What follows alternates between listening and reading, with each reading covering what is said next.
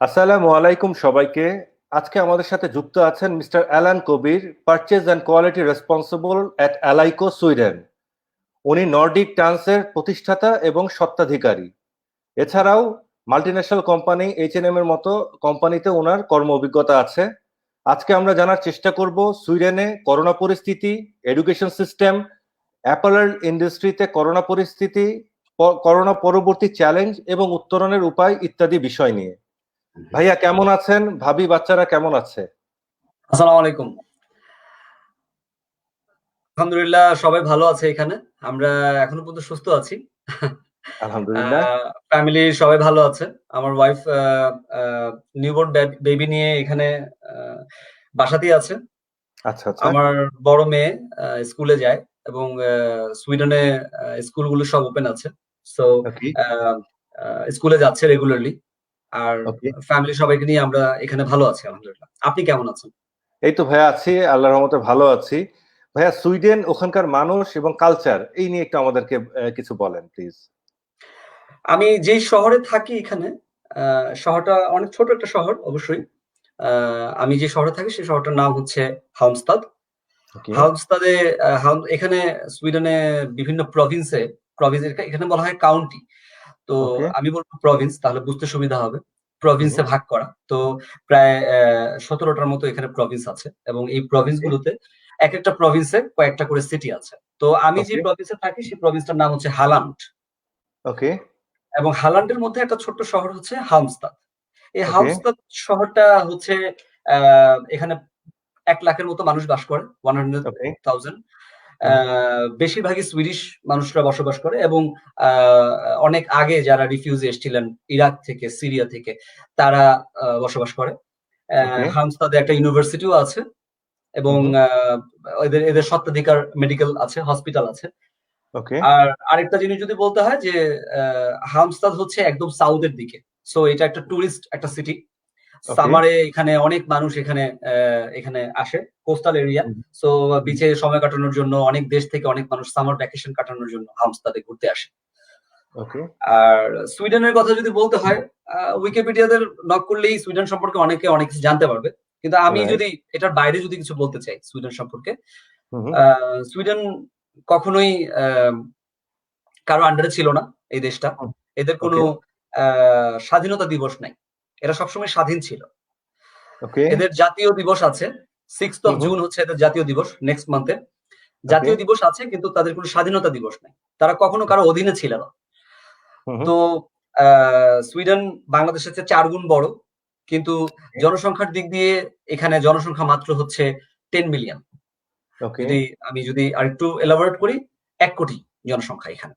আচ্ছা, তো প্রতি বর্গ কিলোমিটারে মাত্র ২৩ জন মানুষ বসবাস করে। ওকে। তো তখন আমরা যখন বাইরে বের হই, তখন দেখা যায় যে আমি ৫ মিনিট হাঁটার পরে হয়তো একজন মানুষ দেখলাম যে বুঝতে আসতেছে আরেক পারছি। জায়গা থেকে বা আমাকে ক্রস করতেছে। মিনিমাম ওকে। ৫ মিনিটস লাগে একটা মানুষের দেখা পাইতে। সো হুম, আপনি হুম। বুঝতে পারতেছেন, আন্দাজ করতে পারতেছেন কেমন। Right, right, right. অনেক। হ্যাঁ। আর সুইডেনের রাজধানীর কথা যদি বলতে হয় স্টকহোম। স্টকহোম থেকে আমার এখানের দূরত্ব হচ্ছে প্রায় 600 কিলোমিটারস। ঢাকা থেকে ওকে। চিটাগং এর যে দূরত্ব, সেটার দূরত্ব। আ সো স্টকহোমের মানুষের ডেনসিটি একটু বেশি এখানের হুম, চেয়ে। হুম। যেহেতু বিগ সিটি এবং capital. One of the most expensive cities in the world বলতে গেলে। আ ওকে। নরওয়ের অসলোর পরেই স্টকহোমের কথা বলতে হবে নর্ডিক কান্ট্রিজ গুলোর মধ্যে। তো হুম, হুম। আ এক্সপেন্সিভ দিক দিয়ে অনেক এক্সপেন্সিভ একটা সিটি।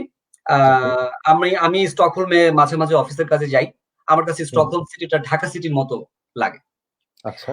আ মানে অনেক ক্রাউডেড এবং হুম, হুম। আ অনেক দেশের মানুষ আমি দেখতে পাই। মাঝে মাঝে কিছু বাঙালিও দেখতে পাই। কিন্তু আচ্ছা, আচ্ছা। বাংলাদেশীরা খুব ব্যস্ত থাকে। তারা না চিনলে কথাবার্তা বলে না। আমার ইচ্ছা আচ্ছা। করে মাঝে মাঝে অনেকের সাথে যেয়ে কথা বলি। হুম, হুম। ট্রেনের মধ্যে অনেকটা দেখলে আমি হয়তো খুব আবেগপ্রবণ হয়ে গিয়ে আমি হুম। কথা বলি যে, না, আপনি আগে "ভাইয়া থেকেই আপনাকে যখন থেকে আমরা দেখি আপনি মানে একটু আ ফ্রি অ্যান্ড ফ্র্যাঙ্ক। হ্যাঁ, আমার ভাল লাগে। অবশ্যই। আমি খুব না, একটু রাইট। ইমোশনাল।" তো যখন বাঙালি দেখি তখন যেয়ে কথা বলি যে, "ভাই আপনি কি বাংলাদেশ থেকে? বা আপনি কি হুম, ইন্ডিয়া থেকে?" হুম, হুম, আপন মনে হয় খুব। তো কথা বলি, পরিচিত হই। তো এভাবে হুম, আমার একটা নেটওয়ার্ক সুইডেনের ভেতরে আছে। অনেক মানুষ ওকে। আমি চিনি, পরিচিত। তো এটা হচ্ছে সুইডেন সম্পর্কে একটু বললাম। সুইডেনের মানুষজন সম্পর্কে যদি বলি, হুম, হুম, সুইডিশরা খুব কাইন্ড হার্টেড। ওকে। ওরা ওরা খুব হেল্পিং মেন্টালিটি সম্পন্ন। আমি যদি হুম, বলতে হয় যে ওরা মানুষকে হেল্প করতে খুব পছন্দ করে। ধরেন আচ্ছা। আপনি একটা বিপদে পড়লেন রাস্তার মধ্যে। হুম, আপনি ইংলিশও পারেন না, আপনি সুইডিশও পারেন না। ওকে। কিন্তু আপনি হাতের ইশারায় আপনি হয়তো বললেন যে, "আমার খারাপ লাগছে। হুম, আমাকে হুম, হেল্প করো।" ওরা সাথে, ওকে। সাথে অ্যাম্বুলেন্স কল করবে এবং আপনাকে হসপিটালে নিয়ে পৌঁছায় দিবে। তারপরে আপনার হসপিটাল থেকে আসার পরেও আপনাকে ফোন করে জিজ্ঞেস করবে, "তুমি এখন কেমন আছো?" মানে এই লেভেলের হেল্পফুল তারা। Right, right, right. খুব কাইন্ড হার্টেড। মানুষের দুঃখ দেখলে তাদের চোখ দিয়েও পানি পড়ে। হুম, আমরা হুম, বাংলাদেশে থাকতে যখন দেখতাম যে বিদেশীরা হয়তো কান্না করে না। যে রাইট, রাইট, মানে রাইট। মানে সাদা হুম, চামড়ার মানুষরা। কিন্তু এরকম না। এখানে মানুষজন খুব আবেগপ্রবণ সুইডিশরা। ওরা যখন মানুষের দুঃখে থাকতে দেখে, তখন ওরাও হুম, কান্না করে। যেমন আমি যখন এসেছিলাম, আমার ১ বছরের মাথায় আমার বাবা মারা যায়।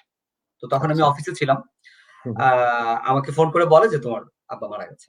উনি আইসিইউ তে ছিলেন। আব্বা-আম্মা হুম, দুজনেই আইসিইউ তে ছিলেন। আব্বা মারা যায়। তো আ আমি যখন শুনলাম কথাটা, তো হুম, আমার হুম, বস উঠে আসলো। আমাদের এখানে ওকে। সেপারেট রুম প্রত্যেকের। প্রত্যেকের অফিস রুমটা হচ্ছে আলাদা। তো আমি একটু কাঁদতেছিলাম। তো হুম, আ কান্না করার সময় আমার বসও আসছে। আমার হুম, বসও এসে আমার সাথে কান্না করতেছে এবং কান্না করে আমাকে জড়ায় ধরছে। হুম, হুম, যে তুমি এক্ষুনি বাসায় চলে যাও। আ আচ্ছা, আচ্ছা, তুমি যতক্ষণ পর্যন্ত তোমার ভালো না লাগবে, যতদিন পর্যন্ত তুমি হুম, বাসায় থাকবা, তুমি আসা দরকার। আচ্ছা, তো আচ্ছা। জাস্ট একটা এক্সাম্পল দিলাম ওরা না, না, কেমন না, মানুষ। অবশ্যই বুঝতে পেরেছি। না, রাইট। আর একটু কমপ্যাক্ট। কমপ্যাক্ট হুম, বলতে হুম, কেমন?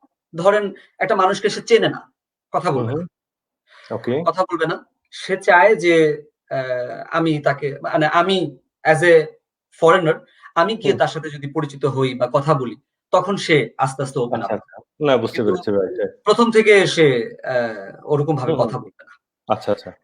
কালচারের সম্বন্ধে যদি বলতে হয়, হুম, সুইডিশ হুম, কালচার অ্যা অ্যা খুব সুন্দর একটা কালচার আমি বলব। তারা ১৮ বছর পর্যন্ত বাচ্চাদেরকে তাদের সাথে রাখে। হুম, ১৮ হুম, বছরের পর তারা তাদের বাচ্চাদেরকে ইন্ডিপেন্ডেন্ট করে দেয়। এটা একটা করে কালচার দাও। ওদের। ওকে। এবং তার বাচ্চারা এমন না যে বাচ্চা চলে গেছে আর কখনো আসবে না। বাচ্চারা প্রত্যেক হুম, সপ্তাহেই দেখা যায় বাবা-মার কাছে আসে বা প্রতিদিনও আসে। অনেক হুম, সময় হুম, আমি দেখেছি আমার অনেক অফিস কলিগরা তাদের বাচ্চারা ১৮ বছর হয়ে যাওয়ার পরেও প্রতিদিনই হয়তো বাসায় আসতেছে, রান্না করতেছে। আচ্ছা, কিন্তু আচ্ছা। থাকতেছে যাই হচ্ছে তার নিজের বাসায়। নিজের বাসায়। আচ্ছা, বুঝতে হ্যাঁ, পেরেছি। এরকম একটা কালচার এদের আছে। আরেকটা কালচার হচ্ছে যে ওরা কাজের মাঝখানে হুম, হুম, প্রত্যেক ২ ঘন্টা পর, পর তারা একটা ব্রেক নিবে। ১৫ মিনিটের একটা ব্রেক। আচ্ছা, এটাকে বলা হয় সুইডিশ ফিকা। ফিকা বলা হয়। ওকে। এই ফিকার সময় কেউ কাজ করে না। সবাই যে হুম, অবস্থায় আছে সাথে, সাথে কিবোর্ড থেকে ফিঙ্গার করে ফেলবে এবং তারা একটা নির্দিষ্ট প্লেসে চলে আসবে। আমাদের এখানে হুম, যে ডাইনিং আছে, ডাইনিং এ আমরা চলে আসি ক্যান্টিনে। ক্যান্টিনে চলে আসি। তো ওখানে এসে আমরা সবাই একটু কফি বা একটু হুম, হয়তো একটা ব্রেড নিলাম। হ্যাঁ? হুম, হুম, নিয়ে তারপর একজন আরেকজনের সাথে কথা বলব। যে তোমার কি ওকে। অবস্থা ছিল? গতকাল রাতে কেমন ঘুমাইছো? বা ফ্যামিলির সবাই কেমন আছে? মানে তো এভরি 2 আমরা আওয়ার? এভরি এভরি 2 ২ আওয়ার্স ২ ঘন্টা আচ্ছা, পর, পর। তো রাইট। আমরা যখন ৮ঃ০০ থেকে যখন অফিস শুরু করি, ১০ঃ০০ হুম, র হুম, সময় একটা ফিকা টাইম। হুম, হুম, তারপর আবার ২ ঘন্টা শেষ হলে ১২টা থেকে ১টা পর্যন্ত হচ্ছে লাঞ্চ টাইম। হুম, হুম, তারপর ১টা থেকে আবার ৩টা পর্যন্ত কাজ করব। ৩টার সময় আবার ১৫ মিনিটের জন্য ফিকা টাইম। আবার আচ্ছা, আচ্ছা, বুঝতে ৩টার পেরেছি। সময় ৩টা থেকে ৫টা পর্যন্ত জব করে আমরা চলে আসি বাসায়। ওকে। এটা হচ্ছে এদের কালচার। এখান থেকে বের হওয়ার কোন সুযোগ নেই। এটা যারা করবে না তাদেরকে তারা অত বেশি মানে প্রায়োরিটি দিবে না। এটা তাদের না, কালচার। এটা তো ভাই একদিক দিয়ে আবার ভালো যে কারণ রিফ্রেশমেন্ট টা কিন্তু দরকার আছে। এটা কিন্তু খুব এক্সাক্টলি। একটা এসেনশিয়াল জিনিস। ঠিক না? এটা হ্যাঁ, এটা আমরা হ্যাঁ। বুঝি না। আমরা ভাবি যে যদি গাধার মতো খাটায় নিতে পারি তাইলেই উপকার। ব্যাপারটা তা না কিন্তু। নো, সে নো, যে নো। সে যে এফিসিয়েন্সি তে কাজ করছে বাট তাকে যদি 15 মিনিটস তুমি রেস্ট দাও দেখা যাবে বাকি 45 মিনিটস এ তার দ্বিগুণ সে সেম। রিটার্ন দিচ্ছে। হ্যাঁ, হ্যাঁ। বা সেইমই দিল। সুরেশটা বলে সেমই যে দিল না। হ্যাঁ, যে সেইম এফিসিয়েন্সি থাকুক। কিন্তু একটানা আপনি ৪ ঘন্টা কাজ করলে আপনার এফিসিয়েন্সি লেভেল একসময় উপরে যেতে, যেতে একসময় ডাউন হয়ে যাবে। ডাউন তো হবে, সে রাইট। সে সে চায় যে এভাবে কাজ করতেছে, আবার হুম, একটু ব্রেক, আবার এভাবেই কাজ করুক। এভাবে এট লিস্ট। At least. হুম, উপরে না রাইট, উঠুক, আমরা উপরে চাই না। এটাকে রাইট। সুইডিশ ভাষায় বলা হয় লগম। লগম মানে হচ্ছে খুব বেশি ভালোও না, আবার খুব খারাপও না। মিডিয়াম, আচ্ছা। এভারেজ। না, ভেরি গুড, ভেরি গুড। এটা ওরা মেইনটেইন করে। এটা ওদের কালচার। না। আচ্ছা ভাই ওখানকার একটু করোনা পরিস্থিতি একটু আমাদেরকে বলেন। কি অবস্থা বা কেমন চলছে? হুম। করোনা করোনার পরিস্থিতি বলতে গেলে সুইডেনে আমি আমার সিটিতে করোনার পরিস্থিতি কিছুই বুঝতে পারি না। It's a very okay, regular lifestyle. Okay. একদম রেগুলার। আপনি হুম, যদি আমি আপনাকে দেখাইতে পারতাম, বাইরের সিচুয়েশনটা যদি একটু দেখাইতে পারতাম যে বাইরে গাড়ি কি পরিমাণ চলতেছে, আপনি বুঝতে পারতেন। ওই যে দেখতে পাচ্ছেন হয়তো হ্যাঁ, গাড়ি। হ্যাঁ, হ্যাঁ, হ্যাঁ, দেখতে পাচ্ছি, দেখতে পাচ্ছি। রাইট, রাইট, হ্যাঁ, রাইট। হ্যাঁ। তো গাড়িগুলো চলতেছে এভাবে, এবং কোনো রকমের কোনো রেস্ট্রিকশন নাই। বাট ওকে গভর্নমেন্ট বলে দিয়েছে, যখন করোনা পরিস্থিতি মারাত্মক রূপ ধারণ করলো, প্যান্ডেমিক ধারণ করলো, তখন গভর্নমেন্ট এখানে যেই প্যান্ডেমিক স্পেশালিস্ট আছে, একটা রিসার্চ ইনস্টিটিউট আছে, এটাকে বলা হয় ক্যারোলিনস্কা রিসার্চ ইনস্টিটিউট। ওই রিসার্চ ইনস্টিটিউটে যে প্রধান, তাকে জিজ্ঞেস করলো যে আমরা এখন কি করব। ওকে তো ওইটা হচ্ছে সরকার এটাকে নিয়ন্ত্রণ করে না, ওটা ইন্ডিভিজুয়াল একেবারে। ওকে তো সেখানের যে হেড, ওর নাম হচ্ছে অ্যান্ডার্স টেগনেল। এই অ্যান্ডার্স টেগনেল বলল যে আমরা এই সময় যদি লকডাউন করি, তাহলে যারা অলরেডি ছড়ায় গেছে, তাদের মাধ্যমে আরো মানুষ ছড়াবে, একসাথে অনেকগুলো মানুষ এফেক্টেড হবে। সেই সমস্ত মানুষদেরকে হসপিটালে তাদেরকে যে পরিমাণ আমাদের বেড আছে বা আমাদের যে ফ্যাসিলিটিস আছে, সব মানুষকে একসাথে আমরা সেই ফ্যাসিলিটিস দিতে পারবো না। ওকে so it's better to have this kind of thing in a good way, like হতে থাকবে স্লোলি, এবং আমরাও আস্তে আস্তে মানুষদেরকে হসপিটালের ফ্যাসিলিটিটা দিতে পারবো। তাহলে সব মানুষ একসাথে না হয়ে কিছু মানুষকে আমরা, যারা এফেক্টেড হবে একেবারে ইমার্জেন্সি লেভেল, তাদেরকে আমরা একদম বেস্ট সুযোগ সুবিধাটা দিব, আদারওয়াইজ কিছুই করতে পারবো না। তখন সরকার লকডাউন করলো না এবং বললো যে তোমরা সবাই সতর্ক হয়ে যাও এবং সবাই ঘরে ঢুকে যাও। গভর্নমেন্ট যখন এই কথাটা বললো, বিশ্বাস করবেন শামীম ভাই, সবাই ঘরে ঢুকে গেছে একদম একদম। আচ্ছা আচ্ছা, একদম রাস্তায় কোনো মানুষ নেই। শপিং মলে যখন মানুষ যাচ্ছে, সবাই গ্লাভস পরা, নির্দিষ্ট দূরত্বে ওই মার্ক করে দিয়েছে যে এতটুকু দূরত্বে তোমরা থাকবা। মার্কের মধ্যে দাঁড়ায় আছে, কেউ সামনে যাচ্ছে না, একজন চলে যাচ্ছে তারপরে যাচ্ছে, কিউ মেনটেন করতেছে। তারপরে হচ্ছে আপনার গ্লাভস পরতেছে, মাস্ক পরতে নিষেধ করছে, কারণ মাস্কের মাধ্যমে বলতেছে যে ছড়াবে আরো বেশি, এই জন্য মাস্ক পরা নিষেধ করে দিয়েছে। বলছে মাস্ক পরার কোনো দরকার নেই, তোমরা ফ্রেশ এয়ার নাও, বেশি বেশি করে ফ্রেশ এয়ার নাও।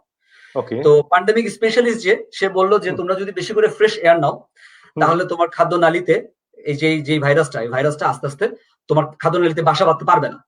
তো আস্তে আস্তে সে নিচের দিকে চলে যাবে।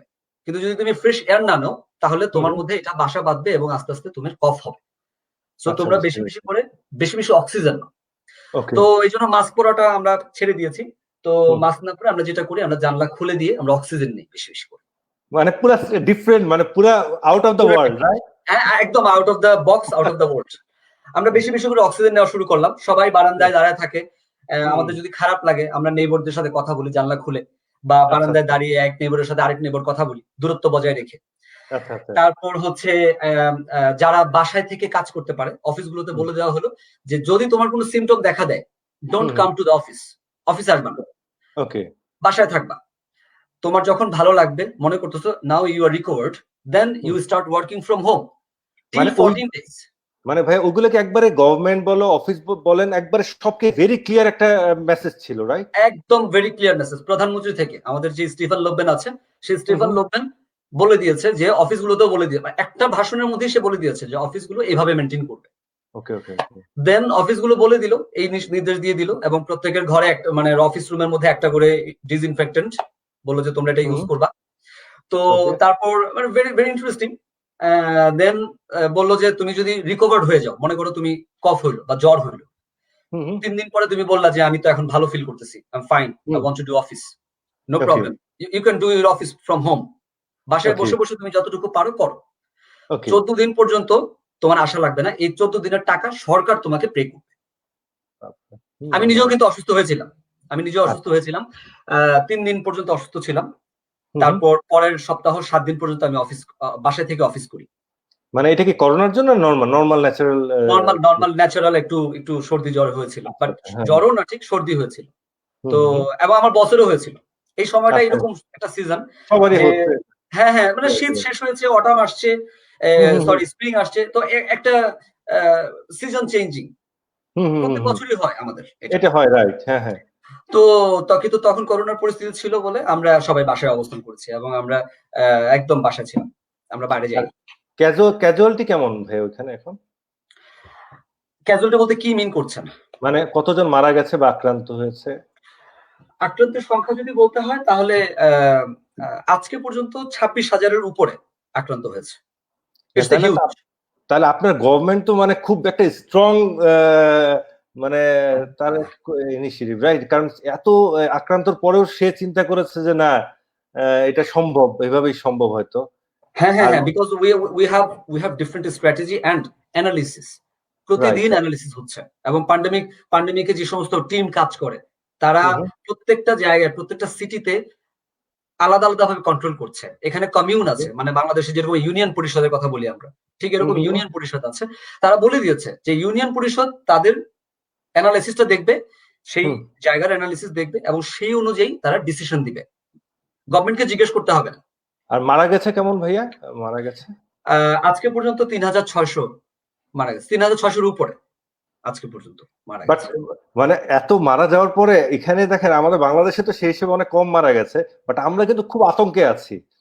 বাট এই যে আপনার গভর্নমেন্টের ইনিশিয়েটিভটা দেখেন, আপনারা কিন্তু স্টিল ইউ আর মানে করোনা মানে এখন পর্যন্ত ওকে আমি প্রিকশন নিব, বাট এটা আতঙ্কের আসলে জিনিসটা না। না না না না, আতঙ্ক করেও কোনো লাভ নেই। It's not about panic. আপনার সুইডিশ গভর্নমেন্ট মনে করছে যে আজ থেকে 6 মাস পর সুইডেনের half of the population will be affected, এটা ওরা জানে অলরেডি।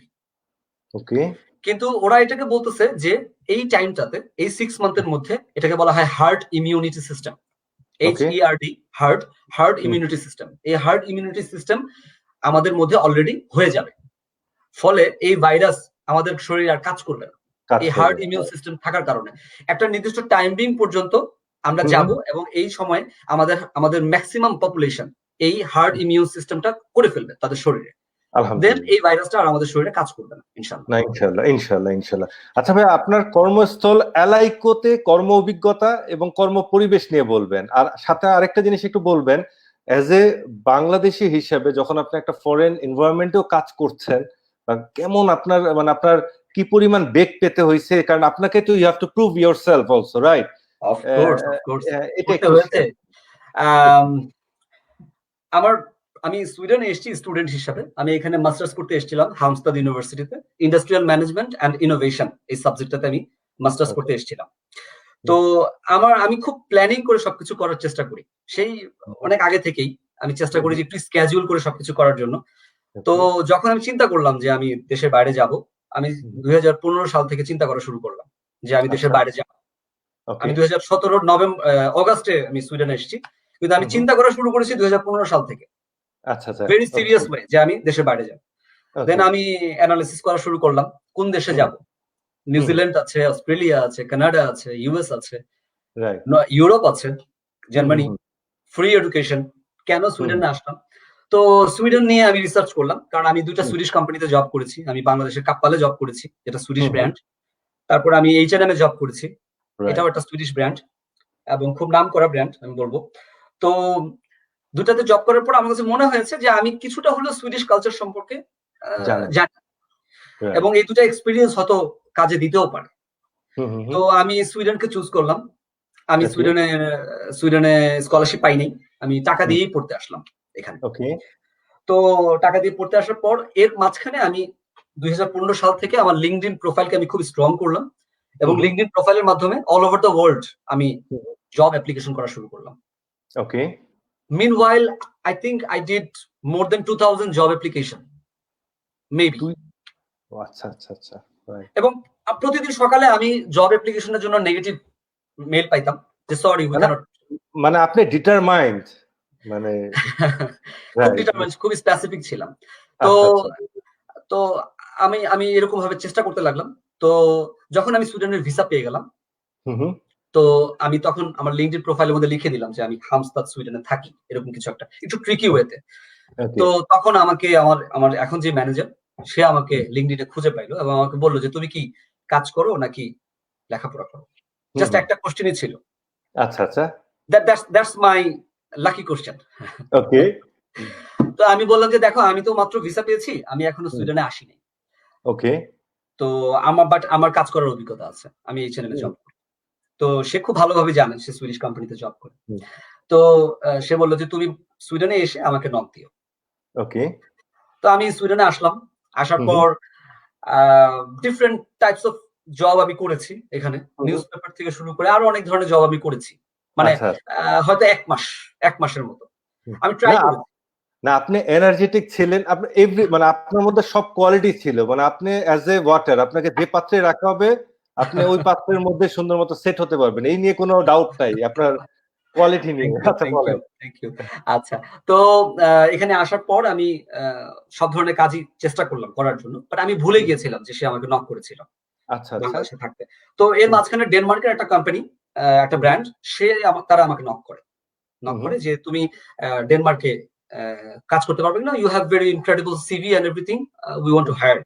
তো আমি বললাম যে আমি তো এখানে স্টুডেন্ট হিসেবে আছি, ডেনমার্কে আসলে যদি তোমরা আমাকে ওয়ার্ক পারমিট দাও, I cannot have that because here I'm international student here. Right. তখন আমাকে ওরা বললো যে তুমি ভেবে দেখো কি করবে।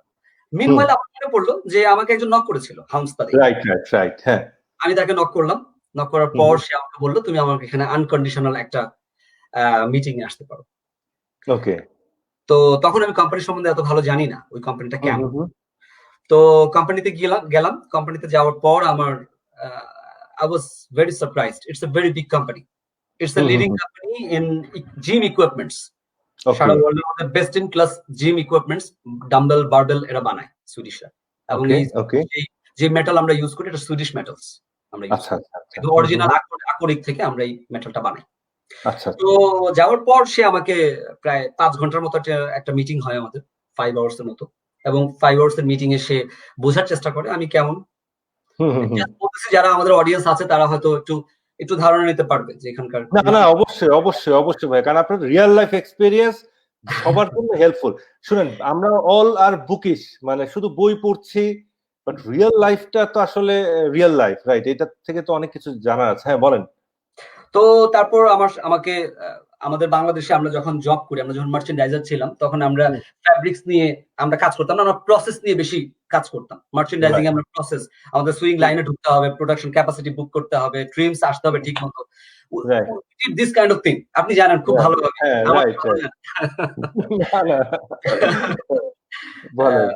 বাই দ্য ওয়ে, অডিয়েন্সদেরকে বলতে চাই যে ভাইয়া কিন্তু আমার সাথে ইপিলেটে জব এবং জি স্টার র বায়ার হ্যান্ডেল করতেন অ্যাজ এ কোঅর্ডিনেটর। আচ্ছা বলেন। আচ্ছা, তো এখানে আসার পর যেটা আমি দেখলাম যে স্কিলটাকে অনেক মূল্য দেয়। আপনার ম্যাটেরিয়াল সম্বন্ধে আপনার ধারণা, একদম গভীর ধারণা, ডিপ একটা আইডিয়া থাকতে হবে। এন্ড দেন স্ট্র্যাটেজিক্যাল আপনার ধারণা কেমন, স্ট্র্যাটেজি নিয়ে আপনি কতটা কাজ করেন। যেমন আমি যদি স্ট্র্যাটেজি বলতে হোয়াট, হাউ, ওয়াই, হ্যাঁ, বুঝতে পেরেছি, এই স্ট্র্যাটেজি গুলো নিয়ে আমি কতটা স্ট্র্যাটেজিক্যাল সবকিছু নিয়ে, এই জিনিসগুলো নিয়ে 5 ঘন্টার মতো একটা ইন্টারভিউ হয়েছিল আমার। It's a meeting kind of. এটা কি একটানা ছিল? মাঝখানে আমরা কফি খেয়েছি, একটু ঘুরেছি, অফিসটা ঘুরেছি, মাঝে মাঝে বিভিন্ন মানুষজন এসছে, তখন পরিচয় করে দিয়েছে যে ও হচ্ছে আলান, আসছে আজকে অফিস দেখার জন্য। বলে না ইন্টারভিউ, বলেছে ও আসছে, তখন আমাকে গ্রিটিং করেছে। তো এইভাবে করার পর আরেকটা একটু বলি, যারা আপনার সাথে পরিচয় হয়েছে তারা কি কেউ ধারণা করতে পেরেছে আপনি এশিয়ান, না ভেবেছে আপনিও সুইডিশ? না, ওরা বুঝতে পেরেছে, আমাকে দেখে বোঝা যায় আমি এশিয়ান। না, আমার কাছে তো আপনি সুইডিশই লাগেন ম্যাক্সিমাম। আচ্ছা বলেন। ওরা দেখেই বুঝতে পারে, ওদের গায়ের কালার অনেক বেশি ফেয়ার এনাফ ওরা, তো আমাকে দেখেই বুঝতে পারে। তো একদম মিটিং এর লাস্টে যখন তার সাথে আমার যখন কথা হলো, তখন আমি আমার স্কিল গুলো বললাম তাকে, যে দেখো আমি খুব অনেস্ট এবং আমি খুব ট্রাস্টওয়ার্দি, আমি খুব dedicated to work, I am very time efficient person. আমার কাছে মনে হয় আমি সুইডিশ কালচারের সাথে মিলতে পারবো, যেহেতু আমি দুটো সুইডিশ কোম্পানিতে জব করেছি। এই কথাগুলো আমাদের ছেলেমেয়েরা, আমাদের বাংলাদেশের ছেলেমেয়েরা ইন্টারভিউ বোর্ডে বলতে পারে না, তাদের নিজেদেরকে প্রেজেন্ট করতে পারে না। আমি বলবো যে নিউ জেনারেশন যারা আছে তারা আপনারা প্রেজেন্ট করেন আপনাদেরকে, because you are selling yourself. তো ওই দিন আমি আমার নিজেকে সেল করেছিলাম। আচ্ছা আচ্ছা। তো তখন সে আমাকে বললো, okay, we will come back to you, no problem. Okay. জাতিগতভাবে সুইডিশরা এমনই, ওরা সবকিছু বলে না। আচ্ছা, ওকে। তো আমি চলে আসলাম, আমার কেন জানি মনে হচ্ছে আমার জবটা হবে। আলহামদুলিল্লাহ। তো আসার পরেই সন্ধ্যার সময় সে আমাকে নক করলো যে I talked with our CEO about you and then we want to discuss more about you with our CEO. Okay. So if you want to meet our CEO, you can write me. Okay. তো আমি বুঝলাম যে হ্যাঁ, next interview হতে যাচ্ছে এটা সিইওর সাথে। Okay. তো আমি নেক্সট উইকে সিইওর সাথে মিটিং করতে গেলাম। গিয়ে আমি খুব সারপ্রাইজড, সিইও হচ্ছে আমার বয়সী একটা ছেলে। আচ্ছা আচ্ছা। সে আমার বয়সী, একদম 35 ইয়ার্স, একদম ওকে। আমার বয়সী। তার বাবার বিজনেস সে দেখেন। তো হুম হুম। এত বড় একটা কোম্পানি, বাট সে খুব ইয়াং। তো সে আমাকে বলল যে, আচ্ছা তোমার ইংলিশ এত ভালো কিভাবে? এটা আমাকে বলো আগে। আচ্ছা আচ্ছা। সে আমাকে এটা বলতেছে। তার সাথে পরিচয় হওয়ার পর আমি আমার সম্পর্কে বলার পর সে বলল যে, হুম তুমি তো এশিয়া থেকে আসছো। আমি মাঝে, মাঝে হুম। মার্কেটিং অফিসারদের সাথে ইন্ডিয়া ভিজিট করি, দুবাই ভিজিট করি। তারপর ওকে আমি ভিজিট করি। কিন্তু ওদের অ্যাকসেন্ট গুলো আমার কাছে মনে হয় একটু উইয়ার্ড অ্যাকসেন্ট মনে হয়, ইন্ডিয়ান অ্যাকসেন্ট। ওকে। এবং ইংলিশ তো তোমাদের ল্যাঙ্গুয়েজ না। তোমার ল্যাঙ্গুয়েজ হচ্ছে বেঙ্গলি ল্যাঙ্গুয়েজ। বেঙ্গলি, তো রাইট। তুমি ইংলিশ কিভাবে পারো? তখন আমি বললাম যে, হ্যাঁ, আমি ইংলিশ ডেভেলপ করেছি। আমাদের বাংলাদেশের সবাই মোটামুটি ইংলিশে কথা বলতে পারে যারা হাইলি এডুকেটেড। এবং আর আমার কাছে মনে আর হয় আপনি একটা মাল্টিন্যাশনাল কোম্পানিতেও চাকরি করেছেন, রাইট? এক্সাক্টলি, মানে এক্সাক্টলি, অবশ্যই আপনার তো ওই এক্সাক্টলি। অভিজ্ঞতা থাকবে, রাইট? হ্যাঁ, তো বারবার এই অ্যাকসেন্ট নিয়ে আমাকে বারবার কোয়েশ্চেন করছিল। যে অ্যাকসেন্টটা তুমি হুম হুম। কিভাবে ডেভেলপ করলা? তো তখন আমি রাইট। বললাম যে আমি IELTS করেছি। IELTS এ আমার স্কোর ছিল 8 এর মতো। আমার খুব ভালো স্কোর হুম ছিল। তো সবকিছু হুম মিলিয়ে আমি নিজেকে প্রিপেয়ার করেছি।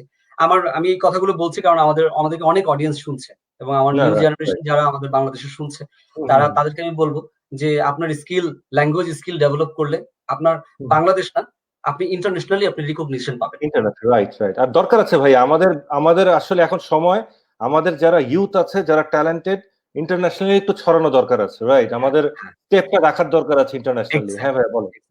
তো তারপর আমি চলে আসলাম। আসার পর সে তারও আমাকে হ্যাঁ না কিছু বলল না। অ্যান্ড দেন আমাদের সিইও এরিক ব্লুমবার্গ, ও চলে গেল আমেরিকা একটা ট্রিপে। হুম। তো আমি প্রায় ২ সপ্তাহ ৩ সপ্তাহের মধ্যে আমি উইথআউট এনি জব ছিলাম। জবলেস ছিলাম। আচ্ছা। তো এর মাঝখানে আমি নকও করিনি তাদেরকে। জাস্ট তারাই হুম হুম। আমাকে নক করবে এই আশায়। তো এর মাঝখানে রাইট। আমি নিউজ পেপারে জব করেছিলাম। হুম। জাস্ট টু সে যে আমি বসেছিলাম না। আমি জব ওকে। করেছি। আচ্ছা। হুম হুম। তো যা পেরেছি তাই করেছি। ৩ সপ্তাহ পর আমাকে তারা নক করলো। আমার ম্যানেজার আমাকে নক করলো। বলল যে, "You can be a family member of Eleiko. So we have decided that. And hmm hmm. your first position will be buyer assistant. You will be as a buyer assistant working with me and reporting me. ওকে। তো তুমি যদি আসো আমাদের এখানে তাহলে আমরা একটু contract এবং স্যালারি নিয়ে একটু ডিসকাশন করব।" ওকে। তো it was a memorable day for me. না, না, না, অফ কোর্স, রাইট। হ্যাঁ, না, না, রাইট। তো এখানে আসার পর সাথে, সাথে ২ মাসের মধ্যে জব পেয়ে যাওয়া। অগাস্টে হুম, এসেছি, হুম। নভেম্বরে জয়েন করেছি। ১ তারিখে জয়েন করেছি নভেম্বরে। ২ মাসের মধ্যে জব পেয়েও যাওয়া। এটা আমার মনে হয় সুইডেনে it's a very rare case. না, অবশ্যই, অবশ্যই। শুধু হামসাতেই না, সুইডেনে it's very rare case. So তখন আমি ওখানে এবং যাই। এবং ভাই একটা স্ট্যান্ডার্ড জব, মানে জব তো অনেকেই পায়, মানে দেখা গেছে যে জবের কোয়ালিটিটাও তো একটা ফ্যাক্টর, একটা স্ট্যান্ডার্ড। এক্সাক্ট সব কোনো কাজকেই ছোট না, বাট ফ্যাক্ট হচ্ছে যেমন আপনি একটা ভালো পজিশনে জব পাওয়া, এটাও একটা ইম্পর্টেন্ট অ্যাজ এ স্টুডেন্ট হিসেবে। কিন্তু অনেকেই তো আমাদের ছেলেরা যায়, হয়তো দেখা গেছে টিউশনের একটু অড জব করতে হচ্ছে, যেটা বাংলাদেশের অ্যাসপেক্ট অড জব, বাট এগুলো করতে হচ্ছে। বাট আপনি দেখেন ২ মাসের মাথায়, এটা তো অবশ্যই আপনার লাকি, এবং আপনার ওই কোয়ালিটি আছে দেখেই আপনি পেয়েছেন, রাইট? এটা বাট তো আবার ট্রাইং সবাই ও যদি ছিল। আশা করে, রাইট, ট্রাইং ও হ্যাঁ। ছিল অবশ্যই। চেষ্টা ছিল কারণ অবশ্যই। আইএলটিএস এ 8 পাওয়াটাও তো এত কম কষ্টের ব্যাপার না, ঠিক না? অবশ্যই অনেক পরিশ্রম করে 8 পেতে হয়েছে, রাইট? হ্যাঁ ভাই, বলেন প্লিজ। তো তারপর আমি আলিগড়ে জয়েন করি। Hmm. It's a different environment, not okay. Like Bangladeshi environment. বাংলাদেশে আমি ২ টা মাল্টিন্যাশনাল কোম্পানিতে জব করেছি। But it's totally different environment. আপনাকে একটা গোল দিয়ে দেওয়া হবে যে, ওকে। আলান তুমি ১ মাসের মধ্যে এই অ্যাসর্টমেন্টটা নিয়ে কাজ করবা। ওকে। এবং এর মাঝখানে আপনি কখন যাচ্ছেন, আপনি কখন আসছেন, আপনি কি করছেন, মোবাইলে নো কথা বলেন। বলছেন নাকি কাজ করছেন, কিছুই দেখবে না। ওকে। কিছুই না। Very good. Just okay. ১ মাস পর যখন একটা মিটিং হবে, সেই মিটিং এ আপনি আপনার কাজকে প্রেজেন্ট করবেন। Okay. So it's your responsibility. তো ১ম দিন থেকেই আমাকে রেসপন্সিবল করে দেওয়া হলো যে, তোমাকে এই কালেকশনটা নিয়ে তোমাকে কাজ করতে হবে। আমরা এতটুকু পর্যন্ত এগিয়েছি। একেবারে পুরোপুরিভাবে হ্যান্ড ওভার করে দিয়ে আমাকে বলল যে, এই কালেকশনটা আমরা পর্তুগালে ডেভেলপ করেছি। কিন্তু আপনার গোল হচ্ছে এটা চায়নাতে বা ফার ইস্ট এর কোন কান্ট্রিতে ডেভেলপ করা। Because of price issue. আমাদের প্রাইসটা কমাইতে ওকে। হবে। মার্জিন অনেক হাই এটার জন্য। আমাদের ওকে। মার্জিনটা আমাদের জন্য হাই রাখতে হবে। কিন্তু কাস্টমারের জন্য প্রাইসটা অনেক লো রাখতে হবে। ওকে। এটা ছিল আমার first goal hmm hmm as a hmm. Collection. মানে কোম্পানির যে স্ট্র্যাটেজি, একেক সময় একেকটা হয়তো স্ট্র্যাটেজি, হয়তো সেলিং লো হইলে তখন তার মার্জিন হাই না রাখলে হয় না। যদি সে হয়তো এক্সাক্টলি, প্রোডাক্ট আনবে, বাট হয়তো সেলটা হবে অনেক স্লো গতিতে। এক্সাক্টলি। তো বাট এরকম এখানে হয়। গোল ছিল কোয়ালিটিটা সেম কোয়ালিটি মেইনটেইন করতে হবে। দ্যাটস দ্য হ্যাঁ, গোল। বুঝতে পেরেছি। হ্যাঁ, বুঝতে পেরেছি। তো আমার কাছে মনে আছে যে আমি ১ সপ্তাহ পর্যন্ত প্রোডাক্ট অ্যানালিসিস নিয়ে কাজ করেছি ক্যাটেগরি ম্যানেজারের সাথে। আমার হুম, আ আমার প্রোডাক্ট নিয়ে কাজ করার এত বেশি অভিজ্ঞতা H&M এ যখন ছিলাম তখনও ছিল না। Because we were work as a supply chain. But now I am in a retailing. Right. Hmm, It's a completely right, different right. field for me. Budget hmm, hmm, analysis hmm. নিয়ে কথা হয়। আমাকে একটা budget ধরায় দিল। বলল যে এই বাজেট আছে তোমার, এই বাজেটের মধ্যে তোমাকে পারচেজ করতে হবে। ওকে। তো কোয়ান্টিটি কত হবে, অ্যাসর্টমেন্ট কত হবে, কোন প্রোডাক্ট বেশি কিনবো, কোন প্রোডাক্ট কম কিনবো, কোনটা এখানে বেশি এসব চলবে। আপনার It's a right, it's a right. it's an ocean. It's an ocean for me. হুম, হুম, হুম। তো এবং আমি অনেক বললাম হাই রেসপনসিবিলিটি অলসো। এক্সাক্টলি। তো আমি রাইট। আমার জন্য ১ম দিকে খুব টাফ ছিল এবং যে প্রোডাক্ট নিয়ে আমি কাজ করছি, সেই প্রোডাক্টটা হচ্ছে ফুললি হুম, ফাংশনাল প্রোডাক্ট। এটা ওয়েট লিফটাররা ইউজ ওকে, করবে। এটা নরমাল ওকে, লেজার প্রোডাক্ট না, ফ্যাশন ওয়্যার না। It's a okay, trading wear. Okay. তো এখানে যে ম্যাটেরিয়াল আছে সেই ম্যাটেরিয়াল নিয়ে আমি কখনো কাজও করিনি। এখানে ওই যে মেডিকেল বুঝতে ইকুইপমেন্ট পেরেছি। ইউজ করে, আপনার নি স্লিপস ইউজ করে, হাতের মধ্যে শিন প্রোটেকশন ইউজ করে, এখানে রিস্ট স্ট্র্যাপস ইউজ করে। এগুলো হচ্ছে right, right, totally different for me. কি right, material right, use right. করব বা ম্যাটেরিয়াল গুলো হুম, সম্বন্ধে একটা ধারণা থাকা কিছুই ছিল হুম, না। হুম। তো ১ম মনে রাইট। হয় ১ মাস পর্যন্ত আমি ম্যাটেরিয়াল অ্যানালিসিস করি। ওকে। প্রোডাক্ট অ্যানালিসিস করি। আমাদের ক্যাটেগরি ম্যানেজার ছিল। ক্যাটেগরি ম্যানেজার আমাকে অনেক হেল্প করেছে। সে আমাকে হুম, বলেছে, "আমি বুঝতে পারতেছি তুমি মার্চেন্ডাইজিং থেকে আসছো। You don't know anything about buying. Hmm, so hmm, hmm. Decision নেওয়া যাবে না। কারণ এটা তোমার ডিপেন্ড করতেছে তোমার উপর, তোমার জব সিকিউরিটির উপর। ৬ মাস পর রাইট। যখন প্রবেশন শেষ হয়ে যাবে, তখন হুম। তুমি প্রবেশনে আর এক্সটেনশন পাবে না। তখন তোমাকে বাদ দিয়ে দিবে এখান থেকে।" আচ্ছা, আচ্ছা, সো সে আচ্ছা। একজন সুইডিশ। ওর নাম হুম, হচ্ছে হুম, ক্রিস্টোফার। সে সে আমাকে হেল্প করেছিল। খুব হুম, হেল্প হুম। করেছে সে আমাকে। আমাকে ওকে, একদম প্রোডাক্ট এনালাইসিস গুলো সুন্দরভাবে দেখিয়ে দিয়েছে। এখানে কিভাবে সুইডিশরা কাজ করে, কি ওকে। স্ট্র্যাটেজি নিয়ে কাজ করে এগুলো দেখিয়ে দিয়েছিল। হুম, হুম, হুম। তো ১ মাস কাজ করার পর আমি একটা ধারণা পেয়ে গেছি। মানে দেন একটা ভালো মেন্টর পাইছেন ভাইয়া, রাইট? একটা এক্সাক্টলি, ভালো এক্সাক্টলি। মেন্টর পাইছেন। হ্যাঁ। খুবই ইম্পোর্টেন্ট এটা। হুম, হুম, আদারওয়াইজ হুম। আমি বুঝতাম না কিছু। কারণ আমি তো না ওই ভাই, ফিল্ড থেকেই আসিনি। ডিফারেন্ট। না বুঝতে পেরেছি ভাই। এবং বাংলাদেশ থেকেও যারা আমার বস যারা ছিলেন বা আমার শুভাকাঙ্ক্ষী যারা ছিলেন, ফ্রেন্ডস সার্কেল হুম, যারা ছিলেন, তারা বলতেছে যে, হুম।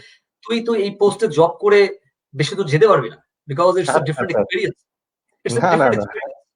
এটা রাইট, এটা রাইট। হুম। তারা অ্যাজিউম করছিল। আমি হ্যাঁ, নিজেও ভাই। অ্যাজিউম করছিলাম যে হয়তো যেতে পারব। আচ্ছা, আচ্ছা। ৬ মাস পর আমি একটা কালেকশন লঞ্চ করি আমরা। হুম, আ লঞ্চ না মানে আমরা প্রসিড করি যে আমরা যাব এই কালেকশন। তো ওকে। ওইটা প্রেজেন্টেশন ছিল। ৬ মাস পর আমার কাজে খুশি হয়ে বায়ার অ্যাসিস্ট্যান্ট থেকে আমি বায়ার হলাম। আলহামদুলিল্লাহ। পারচেজিং টিমে। আলহামদুলিল্লাহ। দেন আ আ গত বছর গত বছর আমি আম আ বায়ার অ্যান্ড কোয়ালিটি রেসপন্সিবল হুম, হয়েছি। হোল পারচেজিং টিমের। ভেরি তো গুড। এখন আমি কোয়ালিটি নিয়েই বেশি ফোকাস করি হুম, হুম, পারচেজিং এর চেয়ে। আ হুম, আমি বাজেট এনালাইসিস করি এবং হুম, হুম। আমি কোয়ালিটি মেইনটেইন করি। আ টেস্ট ওকে, টেস্ট গুলো দেখি এবং কোয়ালিটির বিভিন্ন ধরনের ফরমেট আছে এখানে।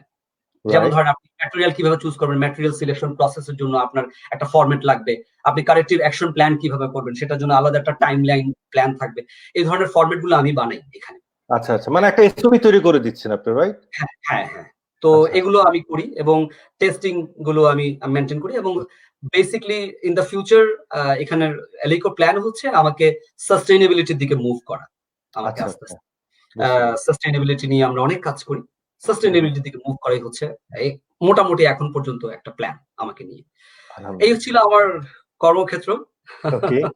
না, এই আল্লাহর ছিল রহমতে আমার একটা ভালো মেন্টর পেয়েছেন। যেমন ভাই আমি বলি আমার গতদিন একটা ফ্রেন্ড এসেছিলেন।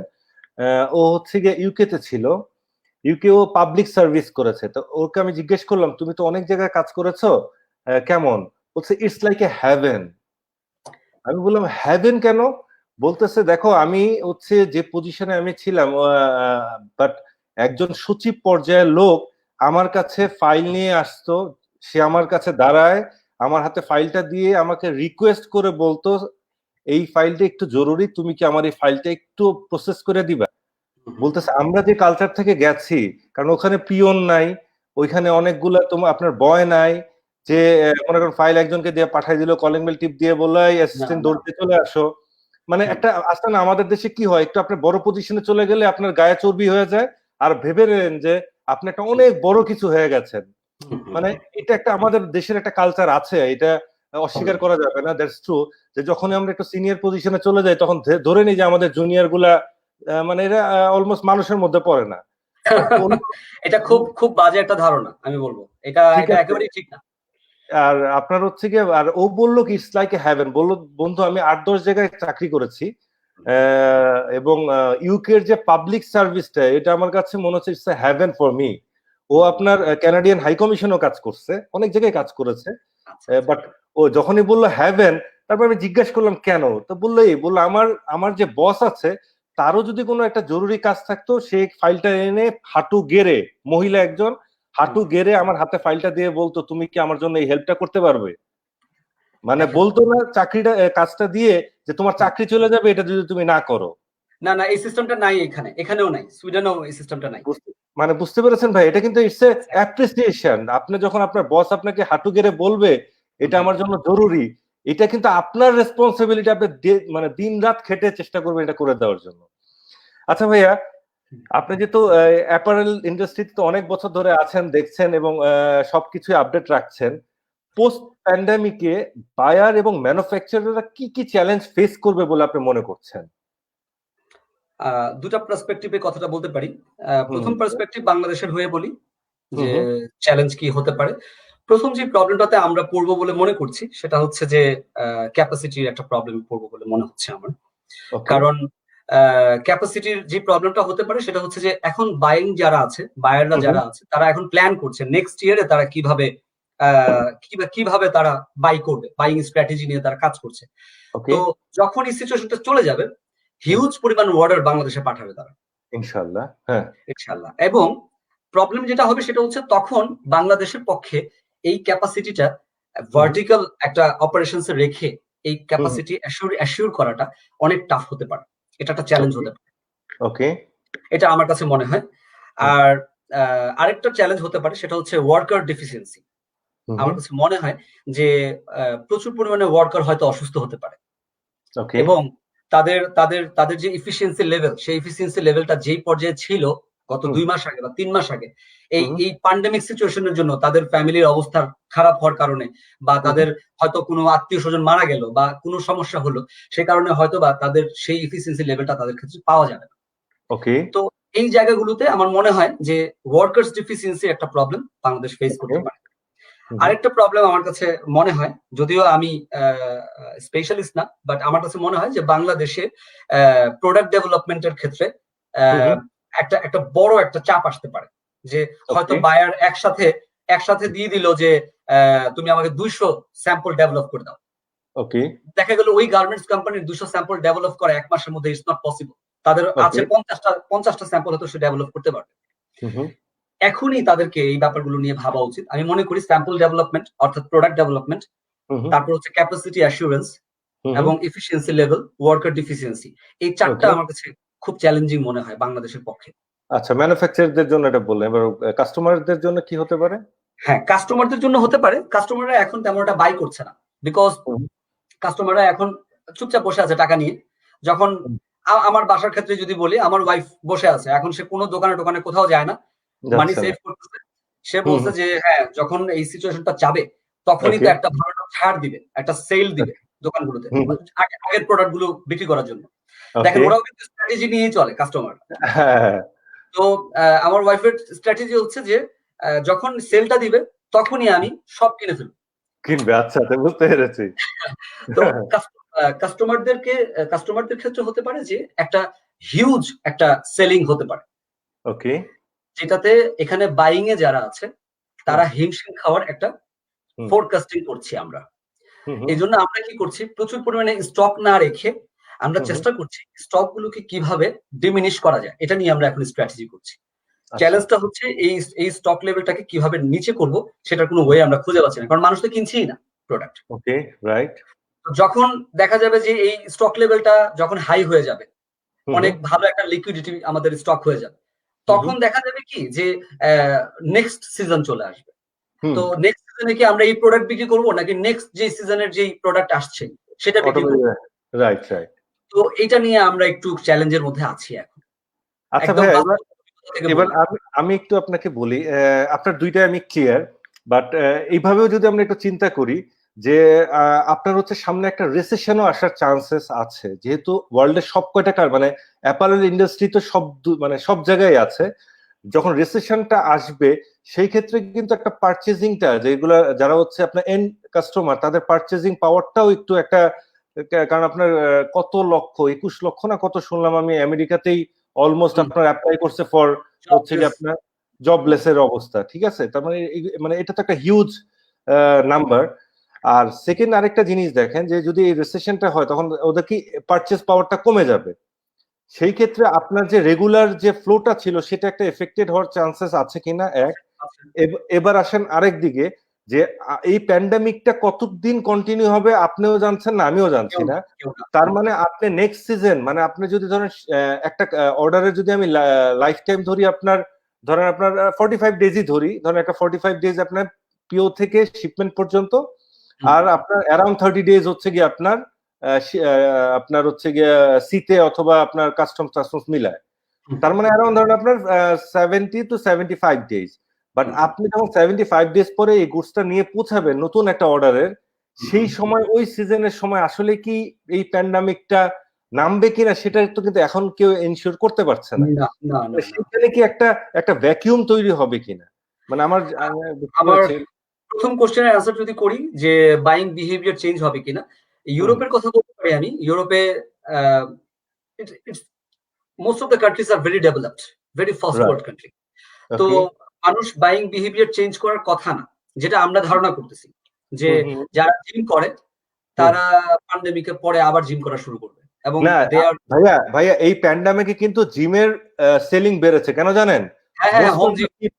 Most of the people home gym করেছে, যারা মনে করেন একটা জায়গায় মনে করেন আগে আপনার হচ্ছে জিম করতো 50 জন, যে তারা এখন কি করছে হোম জিম 50 জনের বাসায় কম বেশি বানাইছে। আমি এখানে কিনতে পারছি না, মানে আমি আশেপাশে আমার কোনো নাই, মানে যেখান থেকে আমি কিনবো এগুলো সবই বন্ধ, নাহলে আমিও আমার এরকম একটা প্ল্যান আছে যে ঘরের মধ্যে কিছু জিনিসপত্র নিয়ে রাখবো। মানে এটা একটা বুমেরাং হয়েছে, একটা বুস্ট আপ হয়েছে জিমের ব্যবসাটা। আমরা আগে গত বছরে যে সেল করেছিলাম পুরা বছরে, এই বছরে এখন পর্যন্ত আমরা অলরেডি সেই সেল করে ফেলেছি, মানে এতটা ভালো সেল হয়েছে আলহামদুলিল্লাহ। আমি আপনার কোশ্চেনের অ্যান্সার যদি করতে হয় বাইং বিহেভিয়ারের কথা, কাস্টমার বাইং বিহেভিয়ার, আমাদের অ্যানালিসিস হচ্ছে customer buying behaviour in Europe it will not be change, but যদি রেস্ট্রিকশন হয় তাহলে কারণ সুইডেন ছাড়াও আরো অনেক কান্ট্রি আছে আশেপাশে যারা গভর্নমেন্ট যাদেরকে সাপোর্ট দেয়।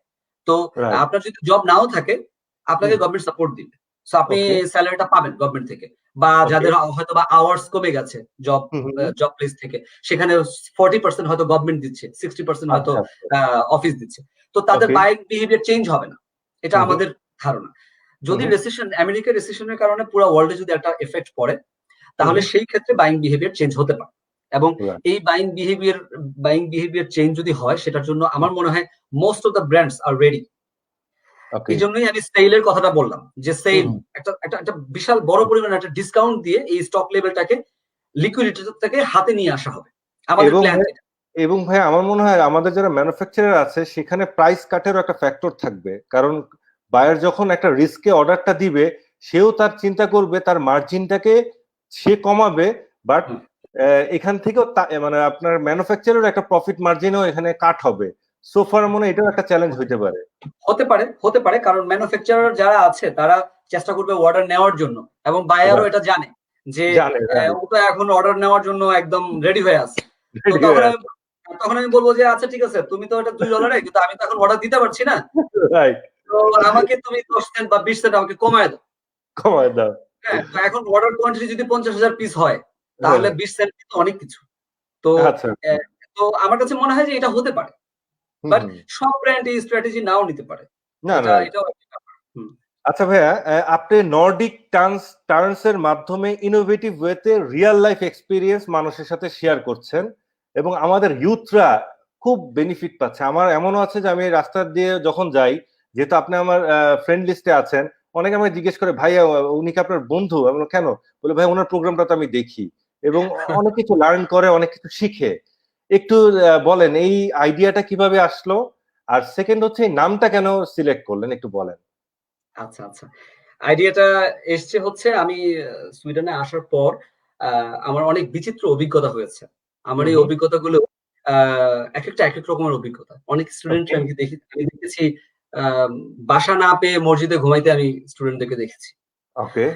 তারপর আমি দেখেছি এখানে যে স্ট্যান্ডার্ড স্যালারি আছে, যে ঘন্টায় হয়তো বা আপনাকে 100 সুইডিশ ক্রোনা দেওয়া হবে, কিন্তু সেখানে অফার করতেছে যে তোমাকে 20 ক্রোনা দেওয়া হবে ঘন্টায়।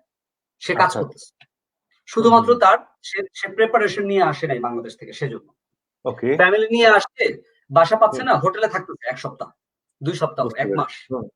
কারণ বাসা পাওয়া is not so easy here. Right. তখন আমি আমার বিভিন্ন চ্যানেলের সাথে কথা বললাম, মানে চ্যানেল বলতে আমার বিভিন্ন নেটওয়ার্কের সাথে কথা বললাম যে ওকে। ইউকে তে কি অবস্থা, আমি দেখলাম নরওয়েতে কি অবস্থা, ডেনমার্কে কি অবস্থা। তো সবাই আমার সাথে শেয়ার করলো যে ভাইয়া এখানে তো সেম অবস্থা, স্টুডেন্টরা তো এখানে এসে খুব কষ্ট করে, মসজিদে থাকে রাতের বেলা ঘুমাইতে না পেয়ে, তারপর রাইট, অনেক। খোলা জায়গায় শুয়ে থাকে, হ্যাঁ, পুলিশ এসে নিয়ে যায়, তারপর অনেক ধরনের বাজে এক্সপেরিয়েন্স হয়। তো আমি আমার রেসপন্সিবিলিটি থেকে আমি তখন স্টুডেন্টদেরকে ইনফরমেশন দেওয়া শুরু করলাম। প্রথমে আমি চিন্তা করলাম যে আমি লেখালেখি করব। লেখালেখি করব। আমি বিভিন্ন ফেসবুক গ্রুপে, এখানে যে সমস্ত গ্রুপ এক্সিস্টেন্স আছে, সেগুলোতে আমি লেখালেখি করা শুরু করি। যে আপনারা এভাবে আসবেন, আপনারা এটা কিনতে পারবেন, এই দোকানে গেলে এটা পাবেন। যেমন আমি এখানে এসে আমার প্রিপারেশনের অভাবে আমি ৩ দিন পর্যন্ত না খেয়ে, মানে খাওয়ার জন্য কিছু পাইনি। হ্যাঁ, শপিং মলে গিয়েছি কিন্তু হালাল মনে হয় নাই। তো মাংস পেয়েছি বারবিকিউ করা, কিন্তু আমার কাছে মনে হয়েছে যে no, I will not eat that. So খাইনি। তো ৩ দিন পর আমি না খেয়ে মতো ছিলাম আরকি। তো তারপরে যখন অ্যারাবিক দোকান চিনেছি, বা যখন ভালো কোনো দোকান চিনেছি যেখানে আমি সিওর যে এটা হালাল, তখন ওখান থেকে কিনে আমি খেয়েছি। তো আমি যেটা করেছি সেটা হচ্ছে যে তাদেরকে আমি লিখে দোকানগুলোর নাম দিয়ে দিয়েছি যে আপনারা ডাইরেক্ট ওখানে গিয়ে রাত্রে ১১টা বাজলেও আপনি ওখানে গিয়ে খাবার পাবেন। তো স্টুডেন্টরা খুব বেনিফিটেড হওয়া শুরু করলো। And then some of the students advise me that ভাইয়া আপনি একটা ইউটিউব চ্যানেল কেন করতেছেন না? আপনার এই ইনফরমেশন গুলো তো খুব ইম্পর্টেন্ট। তো বাংলাদেশ থেকে যারা আসতেছে তারা তো, আমরা এসে এখানে আপনার ইনফরমেশন পাচ্ছি, কিন্তু যারা আসতে চাচ্ছে তারা তো পাচ্ছে না। তো আমি তখন একটা ইউটিউব চ্যানেল খুলি, এন্ড এই চ্যানেলের নামটা আসলে আমার দেয়া না, এই ক্রেডিটটা পুরোটাই হচ্ছে আপনার ভাবির। সে আমাকে বলল যে তুমি তো নর্ডিক কান্ট্রিজে আছো এখন, সুইডেন হচ্ছে one of the Nordic countries. তো বাংলাদেশ থেকে টার্ন করবে মানুষ নর্ডিক কান্ট্রিজ এর দিকে। সো তুমি why not you are taking this name as a Nordic terms. তো তখন আমি খুব ইন্টারেস্টিং ফিল করলাম যে yeah, it's a very good name, so why not, yeah of course. Then I started Nordic terms YouTube channel. ইউটিউব চ্যানেলের মাধ্যমে আমি বাংলাদেশের স্টুডেন্টদেরকে বলা শুরু করি। খুব সহজেই আমি বাংলাদেশের মানুষদেরকে তখন রিচ করতে পারি। প্রায় আমার কাছে মনে আছে যে 10,000 সাবস্ক্রাইবার হইতে আমার সময় লেগেছিল প্রায় 1 মাসের মতো। খুব কম সময়ে আমি মানুষের একেবারে স্টুডেন্টদেরকে আমি ফোকাস করতে পারি। এবং ভাইয়া তার পিছনে একটা তো ইনফরমেশন আছে যে আপনি খুব হচ্ছে গিয়ে ইনফরমেশন দিচ্ছিলেন, দ্যাট ইজ ট্রু, কিন্তু আপনি সুদর্শনও, এটাও একটা কিন্তু বড় জিনিস ছিল, বলেন। থ্যাংক ইউ, বাট অতটাও না। বা আমি মনে করি বাংলাদেশে যুব সমাজরা এখন যারা আসতেছে এক একটা স্টার, যারা সুইডেনে আসতেছে বা নরওয়েতে আসতেছে, আমি দেখি তো তাদের সাথে কাজ করি নর্ডিক টার্মস হয়ে, একজন স্টার, এবং তাদের ক্যাপাবিলিটি আছে। তো তারপর ইউটিউব চ্যানেলে আমি প্রায় 40,000-এর মতো সাবস্ক্রাইবার হয়ে যায়। দেন ওখান থেকে চিন্তা করি যে একটা ফেসবুক পেজ, সবাই আমাকে বলতে লাগলো যে ভাইয়া ইউটিউবে তো আমরা সবসময় থাকি না, ডিসকাস করতে পারি না, আপনি একটা ফেসবুক পেজ খোলেন বা একটা গ্রুপ খোলেন। তো আমি তখন ফেসবুক পেজ খুললাম, সেটাও দেখা গেল অনেক সাড়া পেয়ে গেল সব জায়গায়। তারপর সবাই বললো যে ভাইয়া আমরা আপনার মাধ্যমে আসতে চাই সুইডেনে বা নরওয়েতে বা ডেনমার্কে। তো আমি বললাম যে আমার তো সময় নেই এত কিছু করার, আমি তো জব করি, আমি অফিসে প্রচন্ড ব্যস্ত থাকি, কারো মেসেজেরও রিপ্লাই করতে পারি না। তো তখন বললো যে ভাইয়া আপনি একটা কোম্পানি খোলেন, যার মাধ্যমে আমরা এখানে আসতে পারবো, একটা বিশ্বস্ত একটা মাধ্যম হলো আমাদের। তো দেন গত বছর থেকে কাজ করা শুরু করি নর্ডিক টার্মস ওয়েবসাইট নিয়ে। মানে আপনি তাদের আস্থাটা অর্জন করতে পেরেছেন, এইটা হচ্ছে ইম্পর্টেন্ট, রাইট? এক্স্যাক্টলি। দেন নর্ডিক টার্মস কোম্পানি নিয়ে কাজ করতে থাকি এন্ড ওয়েবসাইট নিয়ে কাজ করতে থাকি। দেন এই বছরের এপ্রিল মাসে নর্ডিক টার্মস এর অফিসিয়াল ওয়েবসাইট লঞ্চ হয়েছে, এবং এই বছর 9 জনের মতো স্টুডেন্টস সুইডেনের বিভিন্ন ইউনিভার্সিটিতে অ্যাডমিশন পেয়েছে, তাদের ভিসা অ্যাপ্লিকেশন নিয়ে প্রসেস হচ্ছে অলরেডি। মানে তার মানে বোঝা গেছে যে আমরা হয়তো ভবিষ্যৎ যখন আপনার সাথে কথা বলবো তো নর্ডিক টার্নসেরই একজন মানে হয়তো মিলিয়নের বিলিয়নের সাথে হয়তো কথা বলতে হইতে পারে হয়তো। That's not the aim. That's not the aim. The goal is the goal of Nordic Turns is to have a better generation.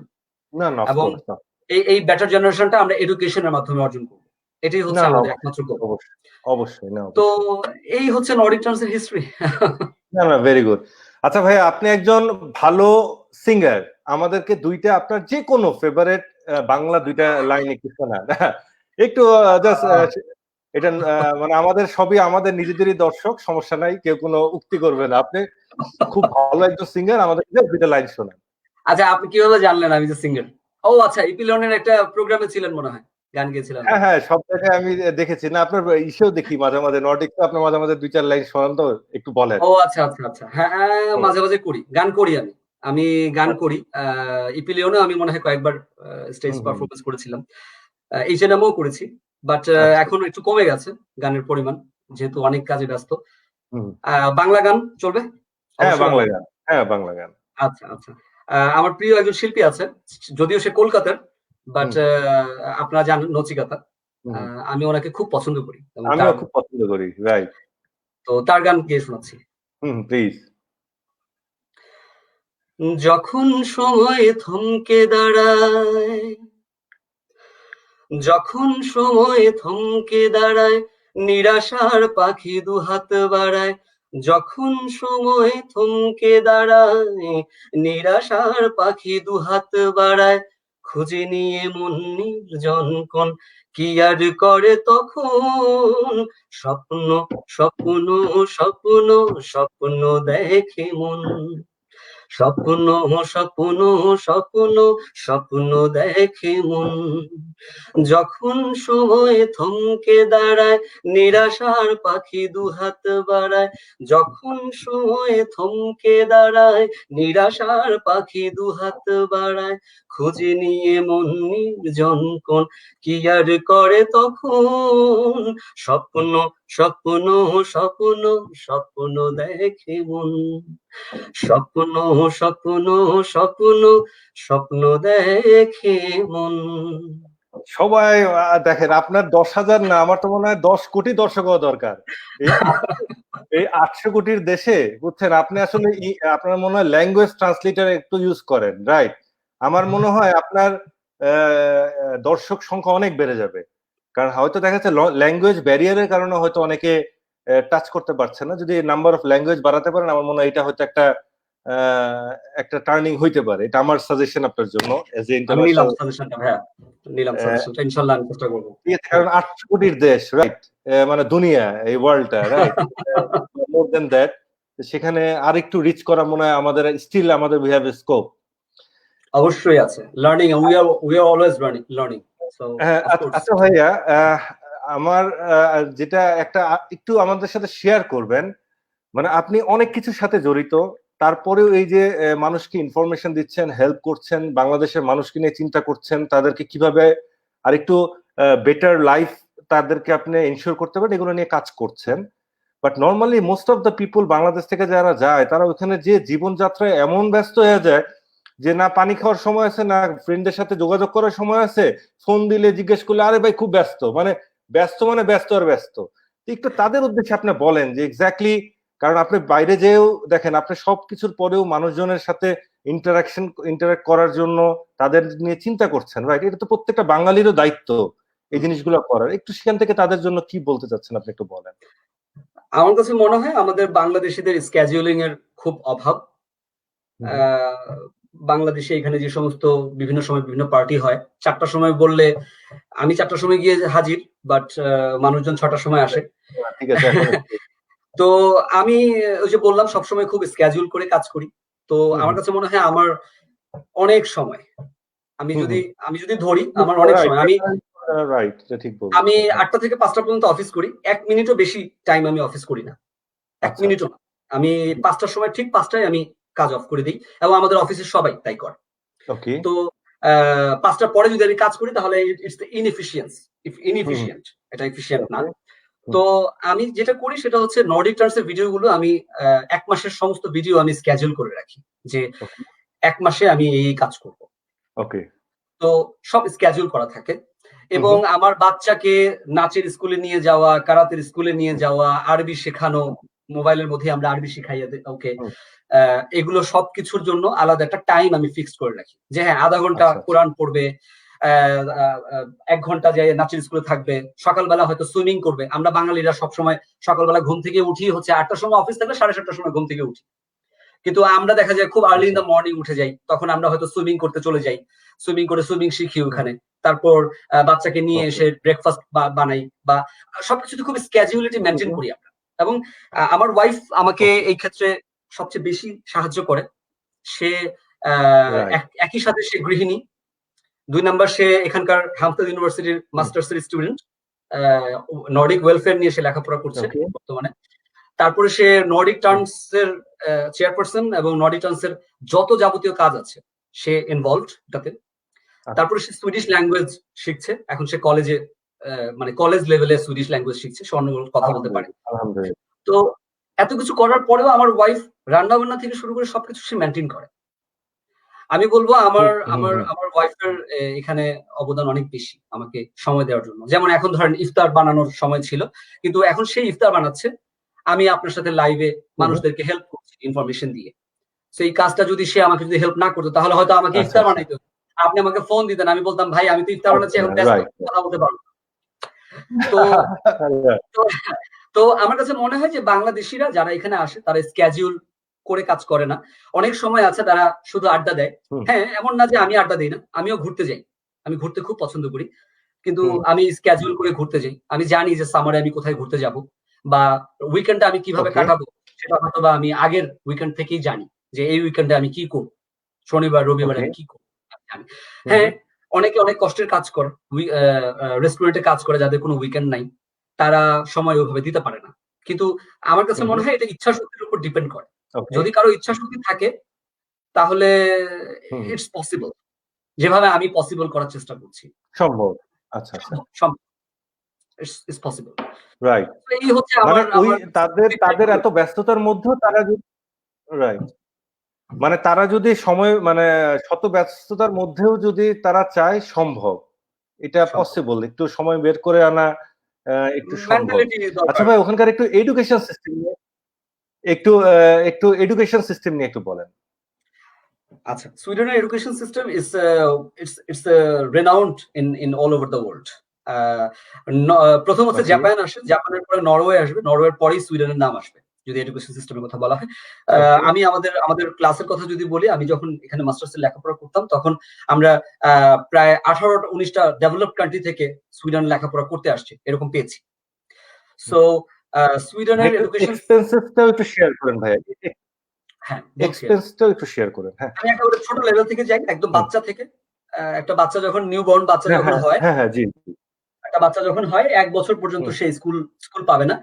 ঠিক 1 বছর শেষ হয়ে যাবে, অটোমেটিক বাসায় চিঠি আসবে যে তোমার ছেলে বা তোমার মেয়ে এই স্কুলে চান্স পেয়েছে, এই স্কুলে সে যাবে। একদম এটা পার্সন নাম্বারে চলে আসবে, বাসায় চলে আসবে। মা বাচ্চাকে নিয়ে স্কুলে যাবে এবং প্রতিদিন 4 ঘন্টা সময় সেখানে স্পেন্ড করবে। ওর সমবয়সী যত বাচ্চা আছে সব বাচ্চাদেরকে সে সেখানে পাবে, ওই মাসে যে জন্মগ্রহণ করেছিল, যাদের বয়স 1 বছর এই শহরের। তো ছোটবেলা থেকেই এখানে ফ্রেন্ডশিপ বিলটা তাদের ছোটবেলা থেকেই হয়। আমার বাচ্চা যখন এখানে স্কুলে গিয়েছে, তাদের ছোটবেলা থেকেই যে ফ্রেন্ড, এখনো সেই ফ্রেন্ডই আছে, একেবারে লাস্ট পর্যন্ত সেই ফ্রেন্ডই থাকবে সমবয়সী, যেটা আমাদের ক্ষেত্রে খুব টাফ, ইউ নো দ্যাট। তো মা চলে যাবে বাচ্চা নিয়ে স্কুলে, এবং শুরু হবে তার স্কুল, এটাকে বলা হয় প্রি স্কুল। এই প্রি স্কুলে তাকে শেখানো হবে কিভাবে খাওয়া দাওয়া করতে হয়, কিভাবে ল্যাঙ্গুয়েজ, সুইডিশ ল্যাঙ্গুয়েজ কিভাবে শিখবে, সে সুইডিশ ল্যাঙ্গুয়েজ শেখানো হয়। তারপর তাকে এনভায়রনমেন্টাল ফ্রেন্ডলি করা হয়, কিভাবে এনার্জি সেভ করবে, বাসায় একটা বাতি জ্বালানো থাকলে সেটা কিভাবে মানে নিভাই দিতে হবে সেটা, এই ধরনের কিছু কিছু লাইফস্টাইল তাকে শেখানো হয়। এটা শেখানো হয় 6 বছর পর্যন্ত এখানে। এই 6 বছরের মধ্যে তাদেরকে তেমন কোনো মানে লেসন দেওয়া হয় না, তারা শুধু খেলবে, বাচ্চাদের সাথে মিশবে, এবং তারা এই লাইফ স্টাইল গুলো আস্তে আস্তে শিখবে। এইগুলো করা হয় 6 বছর পর্যন্ত। 6 বছরের পর তাকে স্কুলে দেওয়া হয় ক্লাস 1-এ। যেমন আমার মেয়ের বয়স 7 বছর, সে 1-এ পড়ে, 1 থেকে এবার 2-তে উঠবে। তো 1-এ যখন যাবে, সে 1 থেকে ক্লাস 9 পর্যন্ত সে একটা স্কুলেই পড়বে। এখানেই হাই ওকে। স্কুল, এটাই প্রাইমারি স্কুল, এটাই সব। হুম, হুম, এই 9 পর্যন্ত যখন সে পড়বে তখন তার 13 বছর হয়ে যাবে। 13 বছর হুম, যখন হুম। তার চলে যাবে, 13 বছর এখানে 18 থেকে চলে গেলে হচ্ছে 3 চলে গেলে হচ্ছে 15 বছর পর্যন্ত সে এই স্কুলটাতে পড়বে। এই স্কুল থেকে পড়ার পর সে হুম, যাবে হুম। হচ্ছে কলেজে। তো যখন সে এগুলা কি 9 এ ভাইয়া এগুলা কি ভাই এগুলা কি পুরাই ফ্রি, মানে গভর্নমেন্ট পুরা টাকাটাই বের করছে ওদের? আমার কোনো পয়সা লাগবে না। আমার কোনো পয়সা লাগবে না। ইটস আচ্ছা। Fully free. ওকে, এবং এবং okay. For your kind information just to add, আমি প্রত্যেক মাসে আমার 2 বাচ্চার জন্য, পার বাচ্চার জন্য বাংলাদেশী টাকায় প্রায় 13,000 টাকার মতো পাই সরকার থেকে। এটা আমি বাচ্চার খরচের জন্য পাই। সো 2 বাচ্চার জন্য আমি প্রায় 26,000 27,000 টাকার মতো বাংলাদেশে পাই। হুম। প্রত্যেক মানে মাসেই এক পাই তো এটা। এক তো মানে ভাইয়া এক তো টিউশন ফি লাগছে না, আবার উপরন্তু আপনাকে টাকাও দিচ্ছে গভর্নমেন্ট। হ্যাঁ, ওটা হচ্ছে ওদের মেডিকেল এক্সপেন্স, তারপরে ওদের ড্রেস, তারপর হচ্ছে ওদের পার্সোনাল ডেভেলপমেন্ট, যেমন কারাতে শিখাই, সুইমিং শিখাই, এগুলোতে টাকা পয়সা লাগে তো। তো ওগুলো সব গভর্নমেন্ট তাই। পে করে। 18 বছর পর্যন্ত এই টাকাটা আমাদের বাবা-মাদের কাছে আসবে। 18 বছর পর ও হুম, টাকাটা পাবে। ওকে। তো চলে গেল 15 বছর। 15 বছর পর্যন্ত সে ক্লাস 9 পাস করলো। এই 9 এর মধ্যে তাকে বাংলাদেশে ইন্টারমিডিয়েট পর্যন্ত যে লেখাপড়া করানো হয়, অর্থাৎ ক্যালকুলাস থেকে শুরু হুম, করে সায়েন্স, এখানে কোনো সায়েন্স আর্টস কমার্স ভাগ নাই। সবই তাকে হুম, শেখানো হয়। একদম সব। বিজনেস থেকে হুম, শুরু করে সায়েন্স সবকিছু শেখানো ওকে, হয়। দেন তাকে সে যাবে কলেজে। কলেজে সে পড়বে হচ্ছে 10th, 11th অ্যান্ড 12th। এই 3 বছর সে এখানে পড়বে। 3 বছরে তাকে ওকে। একেবারে একটা লিডারের হুম, মতো করে প্রত্যেকটা মানে ছেলে মেয়েকে কলেজ থেকে বের করে দেওয়া হবে। যে হ্যাঁ, তোমার 18 হয়ে গেছে, কলেজ পাস করে ফেলেছো, now you can celebrate your graduation. তো এটাকে বলা হয়, আপনারা হয়তো ইংলিশ মুভিতে দেখেন যে বলে গ্রাজুয়েশন পার্টি বলে এটাকে। তো এই গ্রাজুয়েশন পার্টিটা ওরা রাইট, 18 রাইট, বছরে রাইট, হ্যাঁ। 18 বছরে এই গ্রাজুয়েশন পার্টিটা তারা করে এবং তারপর তারা জবে ঢুকে হুম, যায়। গভর্নমেন্ট তাদেরকে রেসপন্সিবিলিটি নিয়ে জব দেয়। আপনার যখন 18 বছর পূর্ণ হয়ে যাবে হুম, তখন গভর্নমেন্ট আপনার সাথে কন্ট্যাক্ট করবে এবং আপনাকে জব দেওয়ার ব্যবস্থা হুম, করবে যেখানে যেখানে ভ্যাকেন্সি আছে। একেবারে এন্ট্রি লেভেলের জবগুলো তাদেরকে দিবে। সেলসম্যান, ওকে। তারপর হচ্ছে ক্লিনিং, তারপরে হচ্ছে যার যার সাবজেক্টে ইন্টারেস্টেড। হুম, এখন মনে করেন আপনি মেকানিক্যালি ইন্টারেস্টেড, আপনাকে মেকানিক্যালে একটা কোম্পানিতে দিয়ে দিবে, গভর্নমেন্ট দিয়ে দিবে। আচ্ছা, যদি গভর্নমেন্ট দিতে না আচ্ছা, আচ্ছা, পারে বুঝতে পেরেছি।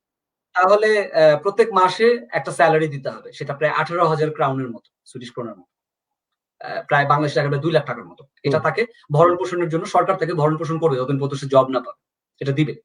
তো সেই জন্য যেটা করে এটা সরকার, কি বাৎসরিক দিবে? না না, প্রত্যেক মাসে মানে দিবে। It's monthly. আচ্ছা, আচ্ছা। It's monthly. Hmm, hmm, hmm, so এটা দিবে তাকে চলার জন্য, যদি তাকে জব দিতে না পারে সরকার। হুম, কিন্তু আমি দেখিনি কেউ বসে থাকে। এখানে একদম সরকার 1 বছর আগে থেকে প্ল্যান করে কারা নেক্সট ইয়ারে 18 হচ্ছে তাদের জন্য জব রেডি। তারা জাস্ট পাস করবে আর জবে ঢুকবে। আচ্ছা, এবার জব করলো। জব করার পর 3-4 বছর, 2 বছর, 3 বছর, 4 বছর, কেউ 5 বছর জব করলো। জব করার পর সে ওই জায়গায় সবকিছু শিখে ফেললো, প্র্যাকটিক্যাল। হুম, হুম, দেন দেন সে এবার ব্যাচেলরে আসবে। It's free, totally free. Hmm, then সে ব্যাচেলর করবে। ব্যাচেলর হচ্ছে এখানে 3 বছরের। 3 বছরের ব্যাচেলরে সে হুম, শিখবে হচ্ছে, ধরেন সে মেকানিক্যালে ছিল। সে মেকানিক্যাল ইঞ্জিনিয়ারিং পড়তে আসবে। হুম, সে হসপিটালে ছিল, মেডিসিনালে ছিল। সে মেডিসিন পড়তে আসবে। সে সিভিল হুম, ইঞ্জিনিয়ারিং ছিল, আর্কিটেকচারে ছিল। সে ব্যাচেলর আর্কিটেক্ট সাবজেক্টে নিবে। এভাবে সে তার সাবজেক্ট চুজ করবে। হুম, কোনো এন্ট্রি লেভেলের এক্সাম হবে না। ওকে, অ্যান্ড দেন সে তার ওকে। ব্যাচেলর শেষ করবে। দেন সে অ্যাজ এ ম্যানেজার একটা কোম্পানিতে সে তার এক্সপেরিয়েন্স দেখিয়ে সে জয়েন করবে। This is the normal process in বেশ, Swedish. So this is the okay. Education system. Hmm, hmm, আমি বলবো যে গতকালকে আমার মেয়ের সাথে আমার কথা হচ্ছিল, তো সে আমাকে বলতেছে, বাবা তুমি কি পানি পানির ইনগ্রেডিয়েন্ট জানো? তো আমি বললাম যে না, আমি তো জানি না। বললো আমি শিখেছি, সেটা হচ্ছে রাইট। H2O। তো আমি বললাম okay, H2O, but what does it mean? পরে বলতেছে যে H2O মানে হচ্ছে 2টা হাইড্রোজেন আর একটা অক্সিজেন এসে একসাথে মিলে তারপর পানি হয়েছে। আমি বলছি কোথেকে শিখলা? বললো আমাদের মাতিয়াস, আমাদের টিচার ক্লাসে আজকে 1 ঘন্টা একটা দিন লেকচার দিয়েছে। আমরা এটার বিভিন্ন ধরনের ফর্ম নিয়েও কথা বলেছি। এটার হার্ড ফর্ম আছে, লিকুইড ফর্ম আছে, হুম। গ্যাস ফর্ম আছে, এগুলো নিয়ে আমরা কথা বলেছি। তো আমি একটু আশ্চর্য মানে মোর হলাম। ইন্টারেস্টিং ওয়েতে ভাইয়া, মানে একটু মোর ইন্টারেস্টিং ওয়েতে মনে হয় তারা এডুকেশনটাকে ই করছে না? Exactly, and nothing to be memorize, কোনো কিছু মেমোরাইজ করা না। এন্ড দেন ক্লাস 1 এ পড়ে একটা হুম, বাচ্চা H2O মানে পানি বলতে পারছে। Hmm, are you know that H2O right, মানে এবং সে বলতেছে 2টা হাইড্রোজেন একটা অক্সিজেন, দ্যাট ইজ অলসো যেটা বলেছে ইম্পর্টেন্ট ভাইয়া। রাইট। প্রজেক্টরের মাধ্যমে দেখায় বলে, এবং ওইখানে ওই যে বিভিন্ন ধরনের কালারফুল জিনিস আছে ওগুলো দেখায় ওরা, হুম, হুম। ইন্টারেক্টিভ করে। তো it's a very different education system in all over the world, I should say. So that's it right, for the right, education right, system. Right, right, of course, of course. আচ্ছা ভাই, আমাদের বাংলাদেশি যে ছেলেমেয়েরা যেতে চায়, হ্যাঁ, তাদের জন্য আপনার পরামর্শ কি? বা ওখানে কেমন খরচ, তারা যারা যেতে চাচ্ছে, মানে ধরেন স্কলারশিপ পেল না, তাদের জন্য কেমন এক্সপেন্সেস, এবং আপনার পরামর্শটা কি, যে একটু যদি শেয়ার করেন। আমার পরামর্শ হচ্ছে যে যারা স্কলারশিপ পাবে তারা তো আসবেই, কিন্তু যারা স্কলারশিপ পাবে না তারা এখানে, আমি হুম, আমি বিশ্বাস করি, আমার নিজস্ব হুম, চিন্তাধারা যে বাংলাদেশের ছেলে মেয়েরা খুব ট্যালেন্টেড, তারা যে কোনো পরিবেশে খুব সহজে হুম, মানাইতে পারে।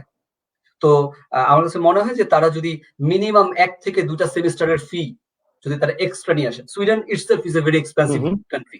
এখানে টিউশন ফি এক একটা সেমিস্টারে আপনার 3 ওকে, থেকে 5 লাখ টাকার মতো একটা টিউশন ফি আছে এক একটা সেমিস্টারে। তা আপনি যদি 2 বছরের হুম, একটা মাস্টার্স প্রোগ্রামে আসেন, হুম, তাহলে আপনার প্রায় 20 লাখ টাকার মতো খরচ হয়ে যাবে। তো আমি বলবো যে এখানে প্রথমে তো 5 লাখ টাকা দিয়ে সে আসলো এখানে, তারপর সে আরেকটা টিউশন ফি ভাইয়া তার এই হাতে। এই 20 লাখ, ভাইয়া এই 20 লাখ টাকা কি, ভাইয়া এই 20 লাখ টাকা অনলি টিউশন ফি না? আর থাকা, থাকা খাওয়ার জন্য তো একটা মনে এক্সপেন্সেস আছে।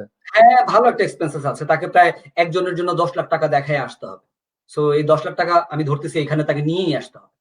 আচ্ছা। তো সেই ক্ষেত্রে আমি বলব যে স্টুডেন্টরা হুম, যারা আছে তারা মিনিমাম একটা সেমিস্টারের ফি দিয়ে যদি আরো 1টা বা 2টা সেমিস্টারের ফি হাতে নিয়ে আসে, হুম, তাহলে সে এখানে এসে জব করে হুম, আমার মনে হয় সে তার লাইফস্টাইলকে চেঞ্জ করতে পারবে। এটা আমার বিশ্বাস। ইনশাআল্লাহ। এবং এবং আমার কাছে হুম, মনে হয় যে জব পাওয়াটা যদি সে ভালো করে খুব দৃঢ় প্রত্যয় হয়, তাহলে সুইডিশ ল্যাঙ্গুয়েজটা সে শিখে, হুম, শিখতে বেশি সময় লাগে না। 6 হুম, মাস থেকে 1 বছরের মধ্যে সে সুইডিশ যদি শিখতে পারে, আ শিখতে পারবে। হুম। তো তাহলে সে মোটামুটি একটা জব পেয়ে যাবে। এ ভাইয়া, এবং তাদেরকে অবশ্যই মিস্টার অ্যালান কবিরের মতো কোন একজন ভালো মেন্টরকেও খুঁজে বের করতে হবে। That is also a very important part, right? তাহলে হয়তো এক্সাক্টলি, তার লাইফটা খুব ইজি হয়ে যাবে। Exactly, exactly. Mentor is very important. Hmm, hmm. আচ্ছা ভাইয়া, আপনার একটা পোস্ট দেখলাম, আপনার হচ্ছে ফেসবুকে, যে ওখানে কৃষিতে খুব হিউজ অপরচুনিটি আছে, ওইটা একটু যদি শেয়ার করতেন আমাদের সাথে। হ্যাঁ, সুইডেনে অনেক সুইডেন এবং ডেনমার্ক এই ২টা কান্ট্রি কৃষিকাজ নির্ভর, এবং ওরা গম, আলু, তারপর ক্যারট মানে গাজর, আ মূলা, তারপর আপনার বিভিন্ন ধরনের সবজি, এছাড়াও বিভিন্ন ধরনের সবজি, স্পিনাচ বলা যেটাকে। তারপর বিভিন্ন ধরনের ফ্রুটস, অ্যাপল, তারপর হুম, বেরি, স্ট্রবেরি, আ এই ধরনের অনেক কিছু তারা চাষ করে। হুম, কিন্তু একটা নির্দিষ্ট সময়ে চাষ করে, অর্থাৎ সামারে চাষ করে। তো সামারে যখন তারা চাষ করে তখন তারা হুম, চায় না যে এখানকার যে সমস্ত জনশক্তি আছে তাদেরকে যদি পার আওয়ারে অনেক মানে 200 ক্রাউন করে হয়তো দিতে হতে পারে, মানে 200 ক্রাউন, সেটাকে পার আওয়ারে আমি বলবো হুম, বাংলাদেশ টাকা প্রায় 2000 টাকার মতো। এই 2000 ক্রাউন দিয়ে হুম। একটা ফার্মারকে রাখা ইটস নট পসিবল। তো তখন তারা চায় যে আমি আচ্ছা। টেম্পোরারি একটা রেসিডেন্ট পারমিট দিয়ে আমি স্বল্পোন্নত কান্ট্রি থেকে যার এক্সপেরিয়েন্স আছে এবং এডুকেশন আছে বাংলাদেশে এগ্রিকালচার নিয়ে, ফার্মিং নিয়ে, হুম। তাকে যদি আমি আনতে পারি, সে আমার এখানে ৩ থেকে ৪ মাস বা ৫ মাস কাজ করলো, দেন সে আবার তার কান্ট্রিতে ব্যাক করলো। দেশে ব্যাক এইভাবে, করলো, রাইট। হ্যাঁ, এভাবে সুইডেনে সিজনাল ওয়ার্ক পারমিট দিয়ে অনেক ধরনের মানুষদেরকে নেয়া হয়।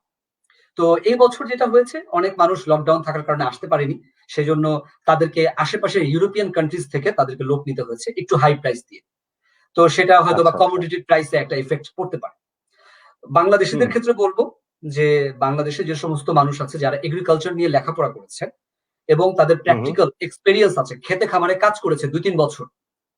কাজ হুম, হুম। করা বলতে আমি ধান রোপণ করার কথা বলছি না, কিন্তু আ তদারকির কথা বলছি যে ম্যানেজমেন্ট মানে কিভাবে কাজ করে। ম্যানেজমেন্টের, রাইট, মিনিমাম একটা এক্সপেরিয়েন্স আছে ভাইয়া, একটা হ্যাঁ। পোল্ট্রি ফার্ম আছে তার। সেখানে তার লোকজন হুম, আছে। হুম। সে জানে কিভাবে এখান থেকে আর্ন করতে হবে। কিভাবে আর্ন করতে হবে। এই পোল্ট্রিটা কিভাবে চালাইতে হয়। মাছের পোনা ওকে। কখন ছাড়তে হবে। কখন হুম, তাকে হুম। মাছ আবার তুলতে হবে। এই জিনিসগুলো নিয়ে এক্সপেরিয়েন্স যদি থাকে, তাহলে আমার মনে হয় এখানে এসে সে একটা ভালো একটা আর্নিং সে একটা নির্দিষ্ট হুম। সিজনে করতে পারবে। তো আচ্ছা, আ আচ্ছা। আমি আমি এটার উদ্যোগ নিতে চাচ্ছি। আমি বিভিন্ন কোম্পানির সাথে এখানে কথা বলছি, এবং হুম, নেক্সট ইয়ার এ যদি সম্ভব হয় তাহলে আমি চেষ্টা করব বাংলাদেশ থেকে কিছু স্কিলড ফার্মারদেরকে এখানে এনে নিয়ে এসে তাদেরকে একটা ট্রায়াল বেসিসে কিছু করা যায় কিনা আমি চেষ্টা করবো, বাট ইটস মাই প্রজেক্ট। আচ্ছা ভাই, আরেকটা জিনিস, ওখানে তো মনে হয় সম্ভবত এখনো কৃষিতে মনে হয় অনেক ধরনের ফ্যাসিলিটিও দিচ্ছে, মানে আপনার ল্যান্ড বলেন, কেউ যদি ওখানে একটা নিজস্ব খামারও করতে চায় সেখানে মনে একটা ভালো ফ্যাসিলিটি আছে, যে একটা ইনভেস্টমেন্ট সে ওখানে যে করলো, করে দেখা গেছে সে ল্যান্ড কিনলো বা ওরকম যদি কিছু করতে চায়, ওইরকম ওখানেও মনে একটা ভালো স্কোপ আছে না ভাইয়া? হ্যাঁ, এখানে কৃষিকাজ মানে এগ্রিকালচারটা পুরোপুরি ভাবে টেকনোলজি বেসড। আপনাকে একদিনের মধ্যে আপনি 1 হেক্টর 2 হেক্টর জমি আপনি চাষ করে ফেলতে পারবেন। গাড়িতেই আপনার প্লাউইং হবে এবং গাড়িতেই আপনার সিট একদিক দিয়ে প্লাউ হবে, আরেক দিক দিয়ে সিটটা পড়ে যাবে। হ্যাঁ, এবং সেচ দেওয়ার জন্য ওখানেই পাইপের ব্যবস্থা আছে এবং টেকনোলজি আছে। সেচ দেওয়ার জন্য পানি আপনি ছেড়ে দিবেন বাসা থেকে, পানি সকালবেলা সুন্দর করে পুরো ক্ষেতের মধ্যে পানি গিয়ে ভরে থাকবে। আপনার নিজস্ব ভাবে আপনাকে সেচ পদ্ধতি দিতে হবে না। তারপর হারভেস্টিং এর ক্ষেত্রে হচ্ছে একটা গাড়ি আছে, সেই গাড়িটা হারভেস্টিং করবে, ফসল কাটবে এবং সেই ফসলটাকে সুন্দর করে ওই যেই আপনার যে ধানের মোড়া আছে, মোড়া থেকে মানে গমটাকে আলাদা করবে এবং সেটাকে সাথে সাথে গমে পরিণত করে সুন্দর করে এটাকে বক্সে নিয়ে যাবে। So it's a kind of technology based. So it's possible, যদি কেউ 1 হেক্টর বা 2 হেক্টর জমি লিজ নিতে চায় তাহলে সম্ভব, কিন্তু আমি কোনো বাংলাদেশিকে দেখি নেই করতে, because of lack of technology. আমাদের নলেজ অত ভালো না। So we need training for that, special training we need. না এখন কিন্তু ভাই আমি দেখছি যে অনেক বাংলাদেশি কিন্তু ভাইয়া ওখানে মানে বাইরের ইনভেস্টমেন্টে যাচ্ছে, হয়তো সেগুলো প্রকাশ পাচ্ছে না যেহেতু টাকা তো সবারই হোয়াইট না, বাট এরকম অনেকেই ল্যান্ড কিনে প্রজেক্ট করছে, হয়তো নাম আসছে না, বাট অনেকেই যাচ্ছে এরকম।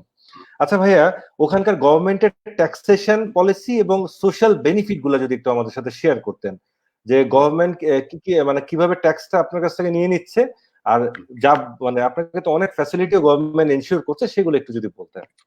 হ্যাঁ, এখানে ট্যাক্সটা প্রতি মাসে মান্থলি স্যালারি থেকে অটোমেটিক ডিডাক্টেড হয়ে যায়। আমি 32% ট্যাক্স দেই প্রত্যেক মাসে, এবং এটা আমি দেই না, এটা আমার কোম্পানি আমার স্যালারির সাথে ইনক্লুডেড।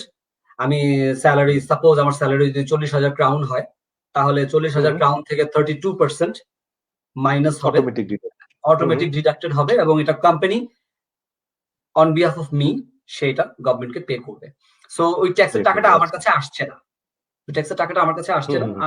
এরকম না যে অ্যানুয়াল ট্যাক্স পে করবে, না, প্রত্যেক মাসে মাসে এটা চলে যাচ্ছে। এবং যদি কেউ ট্যাক্স না দেয় তাহলে তার কোম্পানি সিলড হয়ে যাবে, তার কোম্পানি অলরেডি সিলড করে দেওয়া হবে যদি কেউ ট্যাক্স না দেয় কোনো কোম্পানি। সো এই ব্যাপারে সবাই খুব কেয়ারফুল, আদারওয়াইজ সে বিজনেস করতে পারবে না। এখানে ট্যাক্স ইজ ম্যান্ডেটরি। তো এটা ক্ষেত্র বিশেষে ডিপেন্ড করে, সিটি বাই সিটি। আমার সিটিতে 32%, ছোট সিটি বলে। স্টকহোলমে গেলে 38 থেকে 40% ট্যাক্স বিভিন্ন কোম্পানি দেয়। So it depends city vice city. তো 40% যদি চলে যায় স্যালারি থেকে, তাহলে কি থাকে এবার বলছেন আপনি।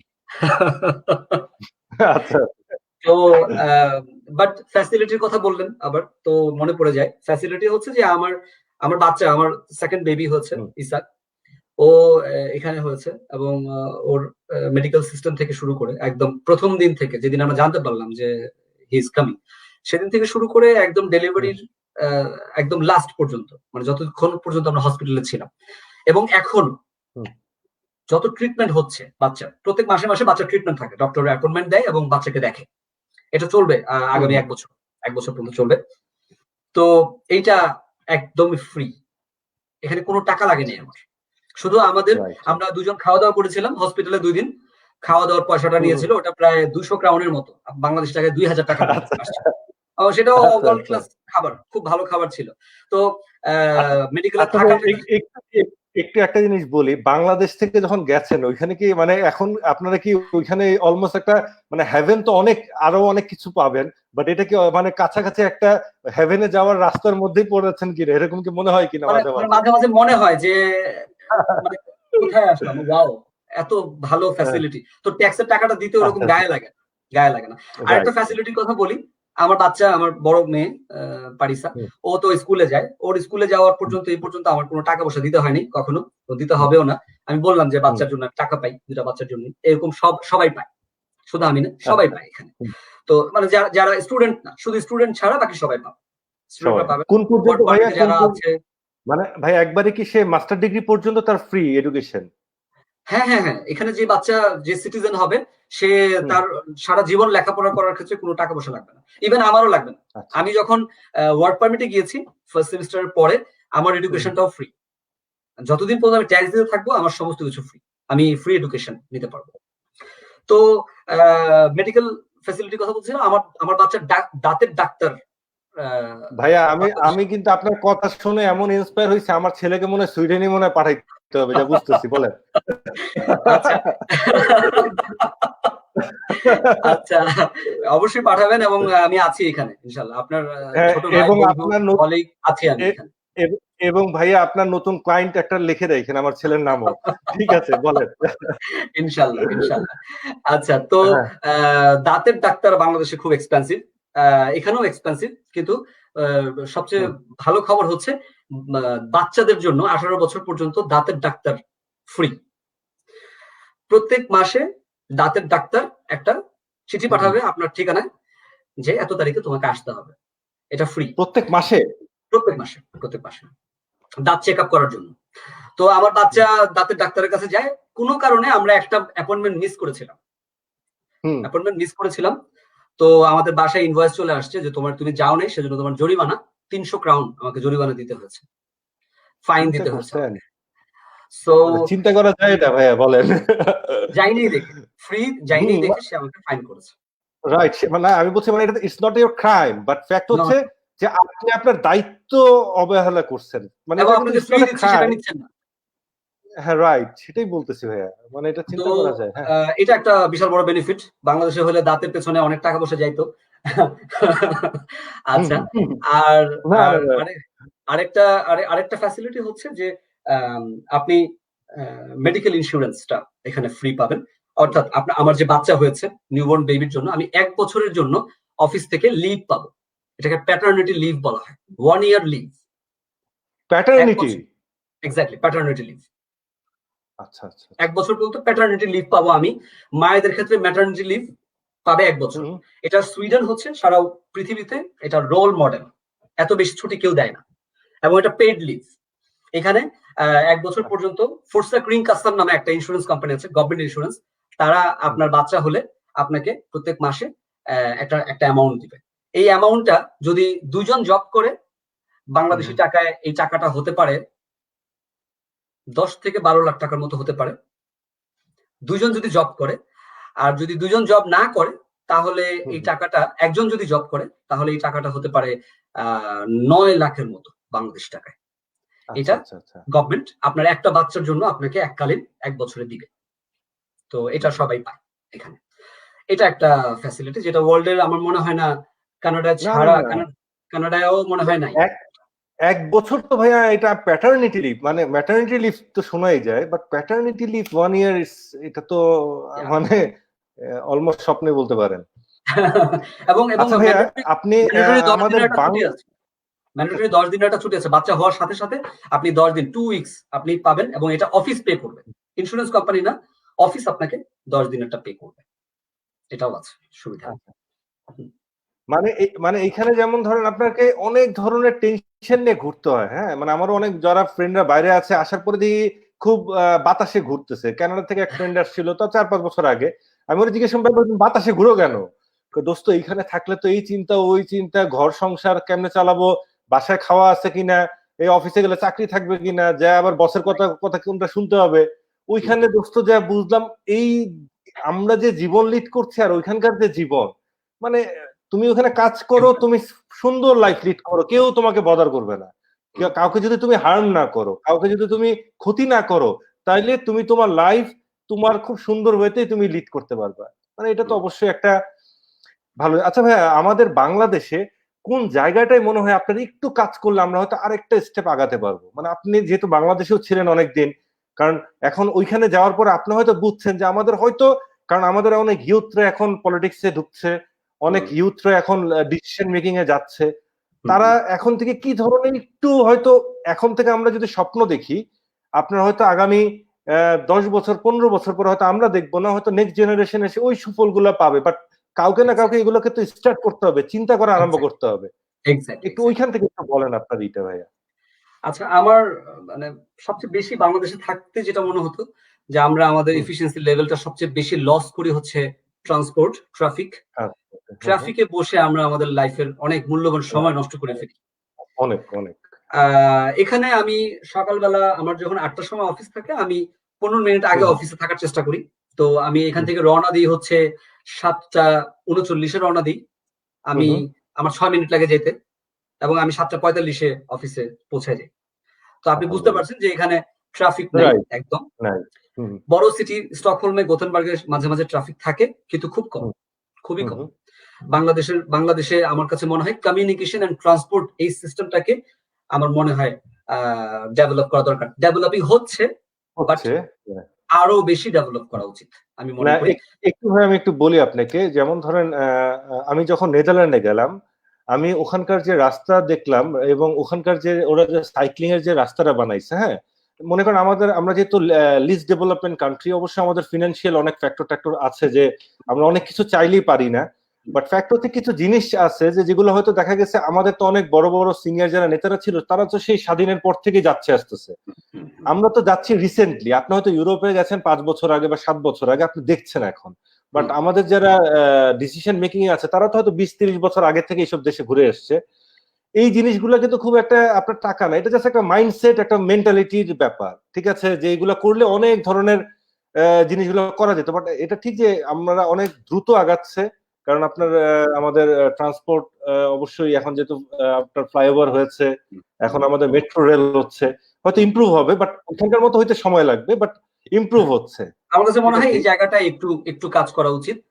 সাইকেলের কথা বললেন, তাহলে একটু বলি। এখানে সাইকেল, আমার গাড়ি আছে, এবং তারপরেও আমাদের প্রত্যেকের সাইকেল আছে। আমরা শর্ট ডিস্টেন্সে গাড়ি ইউজ করি না, আমরা আমাদের সাইকেলের জন্য আলাদা রোড আছে। আপনি যেটা বললেন নেদারল্যান্ডসে, সেম এখানেও।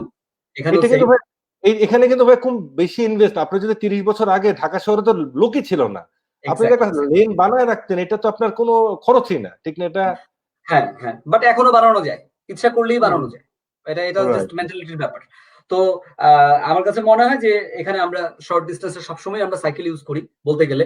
তো আমরা আবার হাঁটিও, হেঁটে শর্ট ডিস্টেন্স হলে 1 কিলোমিটারের মধ্যে হলে আমরা হেঁটে যাই, বা আমরা মাঝে মাঝে সাইকেল দিয়ে, বেশিরভাগ ক্ষেত্রে সাইকেল দিয়ে যাই।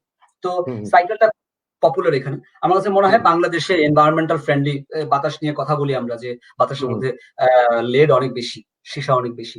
তো এগুলো রিমুভ করতে হলে আমার কাছে মনে হয় একটু এই যে এনভায়রনমেন্ট নিয়ে একটু কাজ করা উচিত আমার কাছে মনে হয়। আচ্ছা ভাই, আপনি আচ্ছা হ্যাঁ বলেন, শেষ করেন ভাই। আচ্ছা, আরেকটা জিনিস আমার কাছে মনে হয় যে ইমপ্রুভ করা উচিত, সেটা হচ্ছে আমাদের পজিটিভ মেন্টালিটি। আচ্ছা, পজিটিভ, আমরা পজিটিভ না জাতিগতভাবে, আমরা সবকিছুতে আমরা শুরু করি না দিয়ে, আমরা পজিটিভ না। এবং আমার কাছে মনে হয় আমাদের ইউথরাও এটা আমাদের কাছ থেকে শিখেছে, এটা আমাদের দোষ যে আমরা তাদেরকে দিতে পারি না পজিটিভিটি। তো আমরা সবকিছুতেই নেগেটিভ দিকে নেই। একজন ভালো কোনো কাজ করছে, যেমন একজন মহিলা, উনি হেলথ সম্পর্কে বলছে যে হ্যাঁ আজকে এত এফেক্টেড হয়েছে, এতজন মারা যেতে পারে, তখন আমরা তার শাড়ি নিয়ে কমেন্ট করছি। মানে আমাদের মেন্টালিটিটা কোথায় তাহলে? নেগেটিভিটির দিকে। হ্যাঁ, বাট আমরা পজিটিভ জিনিসগুলো দেখতে পাচ্ছি না। এলান ভাইয়া, এখানে আমার একটু আছে, কথা আছে। কথাটা হচ্ছে এই দেশে 16 কোটি লোক, হ্যাঁ, সবার শিক্ষা, সবার পারিবারিক ব্যাকগ্রাউন্ড সেম না। আপনি যদি ডেমোক্রেসিতে বিশ্বাস করেন, তখন আপনাকে বুঝতে হবে এই 16 কোটির মধ্যে আপনি যখন যে কোনো, যেমন ধরেন আমরা এখন একটা প্রোগ্রাম করছি, রাইট? এখন এখানে কেউ যদি একটা খারাপ কমেন্ট করে, আমি যদি এটাকে বেশি করি, যেমন ধরেন অনেকে বলে বাচ্চারা যখন, যেমন সেদিন একটা সাইকিয়াট্রিস্ট শুনলাম, বাচ্চারা যখন দেখা গেছে কোনো একটা কাজ করছে যেটা আপনার পছন্দ না বা করছে না, বাট ওইখানে আপনি অ্যাটেনশন না দেওয়াটা হচ্ছে সবচেয়ে উত্তম। সে কিছুক্ষণ করে এরপরে সে আর মজা পাবে না, কারণ সে করছেই আপনার অ্যাটেনশনটা সে পাওয়ার জন্য। বাট আপনি যদি সেখানে অ্যাটেনশনটা না দেন, সে কি করবে? একবার করবে, দুইবার করবে, তৃতীয়বার সে আর এই কাজটা করবে না। মানে একজন সাইকিয়াট্রিস্ট বলছিল যে এই জন্য বাবা মাকে ওইসব দিকটা নজর রাখা। মানে আমি এই অ্যাসপেক্টেই বলছি যে যারা করবে তারা তাদের কাজটাই হচ্ছে মানে আপনার অ্যাটেনশনটা নেওয়ার জন্য। বাট আপনাকে করতে হবে কি, কারণ ডেমোক্রেসিতে একটা লোক গালি দিতে পারে, আপনি বলবেন না যে তুমি গালি দিবা না, এটা কিন্তু আসলে আমার I don't have the right, এটা we have to accept in that way also. মানে আমার, কারণ আমরা কি করি ভাইয়া, 10 জন লোক, যেমন আপনার মতো অনেক বাঙালি আছে অনেক ভালো কাজ করছে, এবং ওইখান থেকে বসে অনেকের কাজ করছে, আবার ওখানে যে বলবে দেখবেন এই করতেছে, মারামারি করতেছে, এই আমরা তো আমাদের তো ভালো দিকটাকে আগে আনতে হবে। খারাপ থাকবে, চোর থাকবে, বাটপার থাকবে, সব থাকবে, বাট ভালো মানুষগুলোর সাথে যখন আমরা আরো বেশি পরিচিত করাই দিতে পারবো, তখন ওইগুলো আস্তে আস্তে অটোমেটিক ডেমলিশ হয়ে যাবে। ঠিক আছে, ওইটা আস্তে আস্তে কমে যেতে থাকবে ভাইয়া। এটা আমার এডুকেশনটা অনেক ইম্পর্টেন্ট এই ক্ষেত্রে। তবে নেগেটিভ এই মেন্টালিটি থেকে আমি বলবো যে একটু যদি বের হয়ে আসতে পারি আমরা, যদি আমরা মনে করি যে আই ক্যান ডু দ্যাট, যদি এই পজিটিভ মেন্টালিটি যদি আমরা থাকে, এবং আমরা ইনশাআল্লাহ বিশ্বাস করি আমরা পারবো। কারণ এই দেখেন আপনার মতো একটা ইউথ, যেটা বললেন আপনি লিঙ্কডইনে 200 এর উপরে অ্যাপ্লিকেশন করেছেন, বাট আপনার 2000 বাট আপনি ডিটারমাইন্ড ছিলেন, মানে যদি চাও তাহলে পারবা। ব্যাপারটা অনেকটা এরকম, এবং এটা আমাদের ইউথের ভিতরে ঢুকাই দিতে হবে যে তোমরা যদি চাও তোমরাও পারবা, যেহেতু আমি পেরেছি তুমি পারবা। সামথিং এই জিনিসটা আসলে মনে হয়ে যাবে। ভাই আপনার ওইখানকার একটা স্মরণীয় ঘটনা বলেন, যেটা আপনি এখনো মনে করেন, বা আছে না অনেক কিছু আসে বোকা হয়ে গেছেন হয়তো, মানে এরকম কিছু একটা একটু শেয়ার করেন। আচ্ছা, এরকম ঘটনা আছে একটা আছে, আমি প্রায় মানুষকে বলি এটা। সুইডেন আসি প্রথম দিন 16 তারিখে ডেনমার্কে এসেছি, ওদিন রাতে ওখানে ছিলাম। 17 তারিখে আমি সুইডেনে হামস্টাদে আসি। তো হামস্টাদে এসে আমি প্রথম যে এক্সাইটমেন্ট ছিল যে ইউনিভার্সিটি দেখতে যাব। ওকে।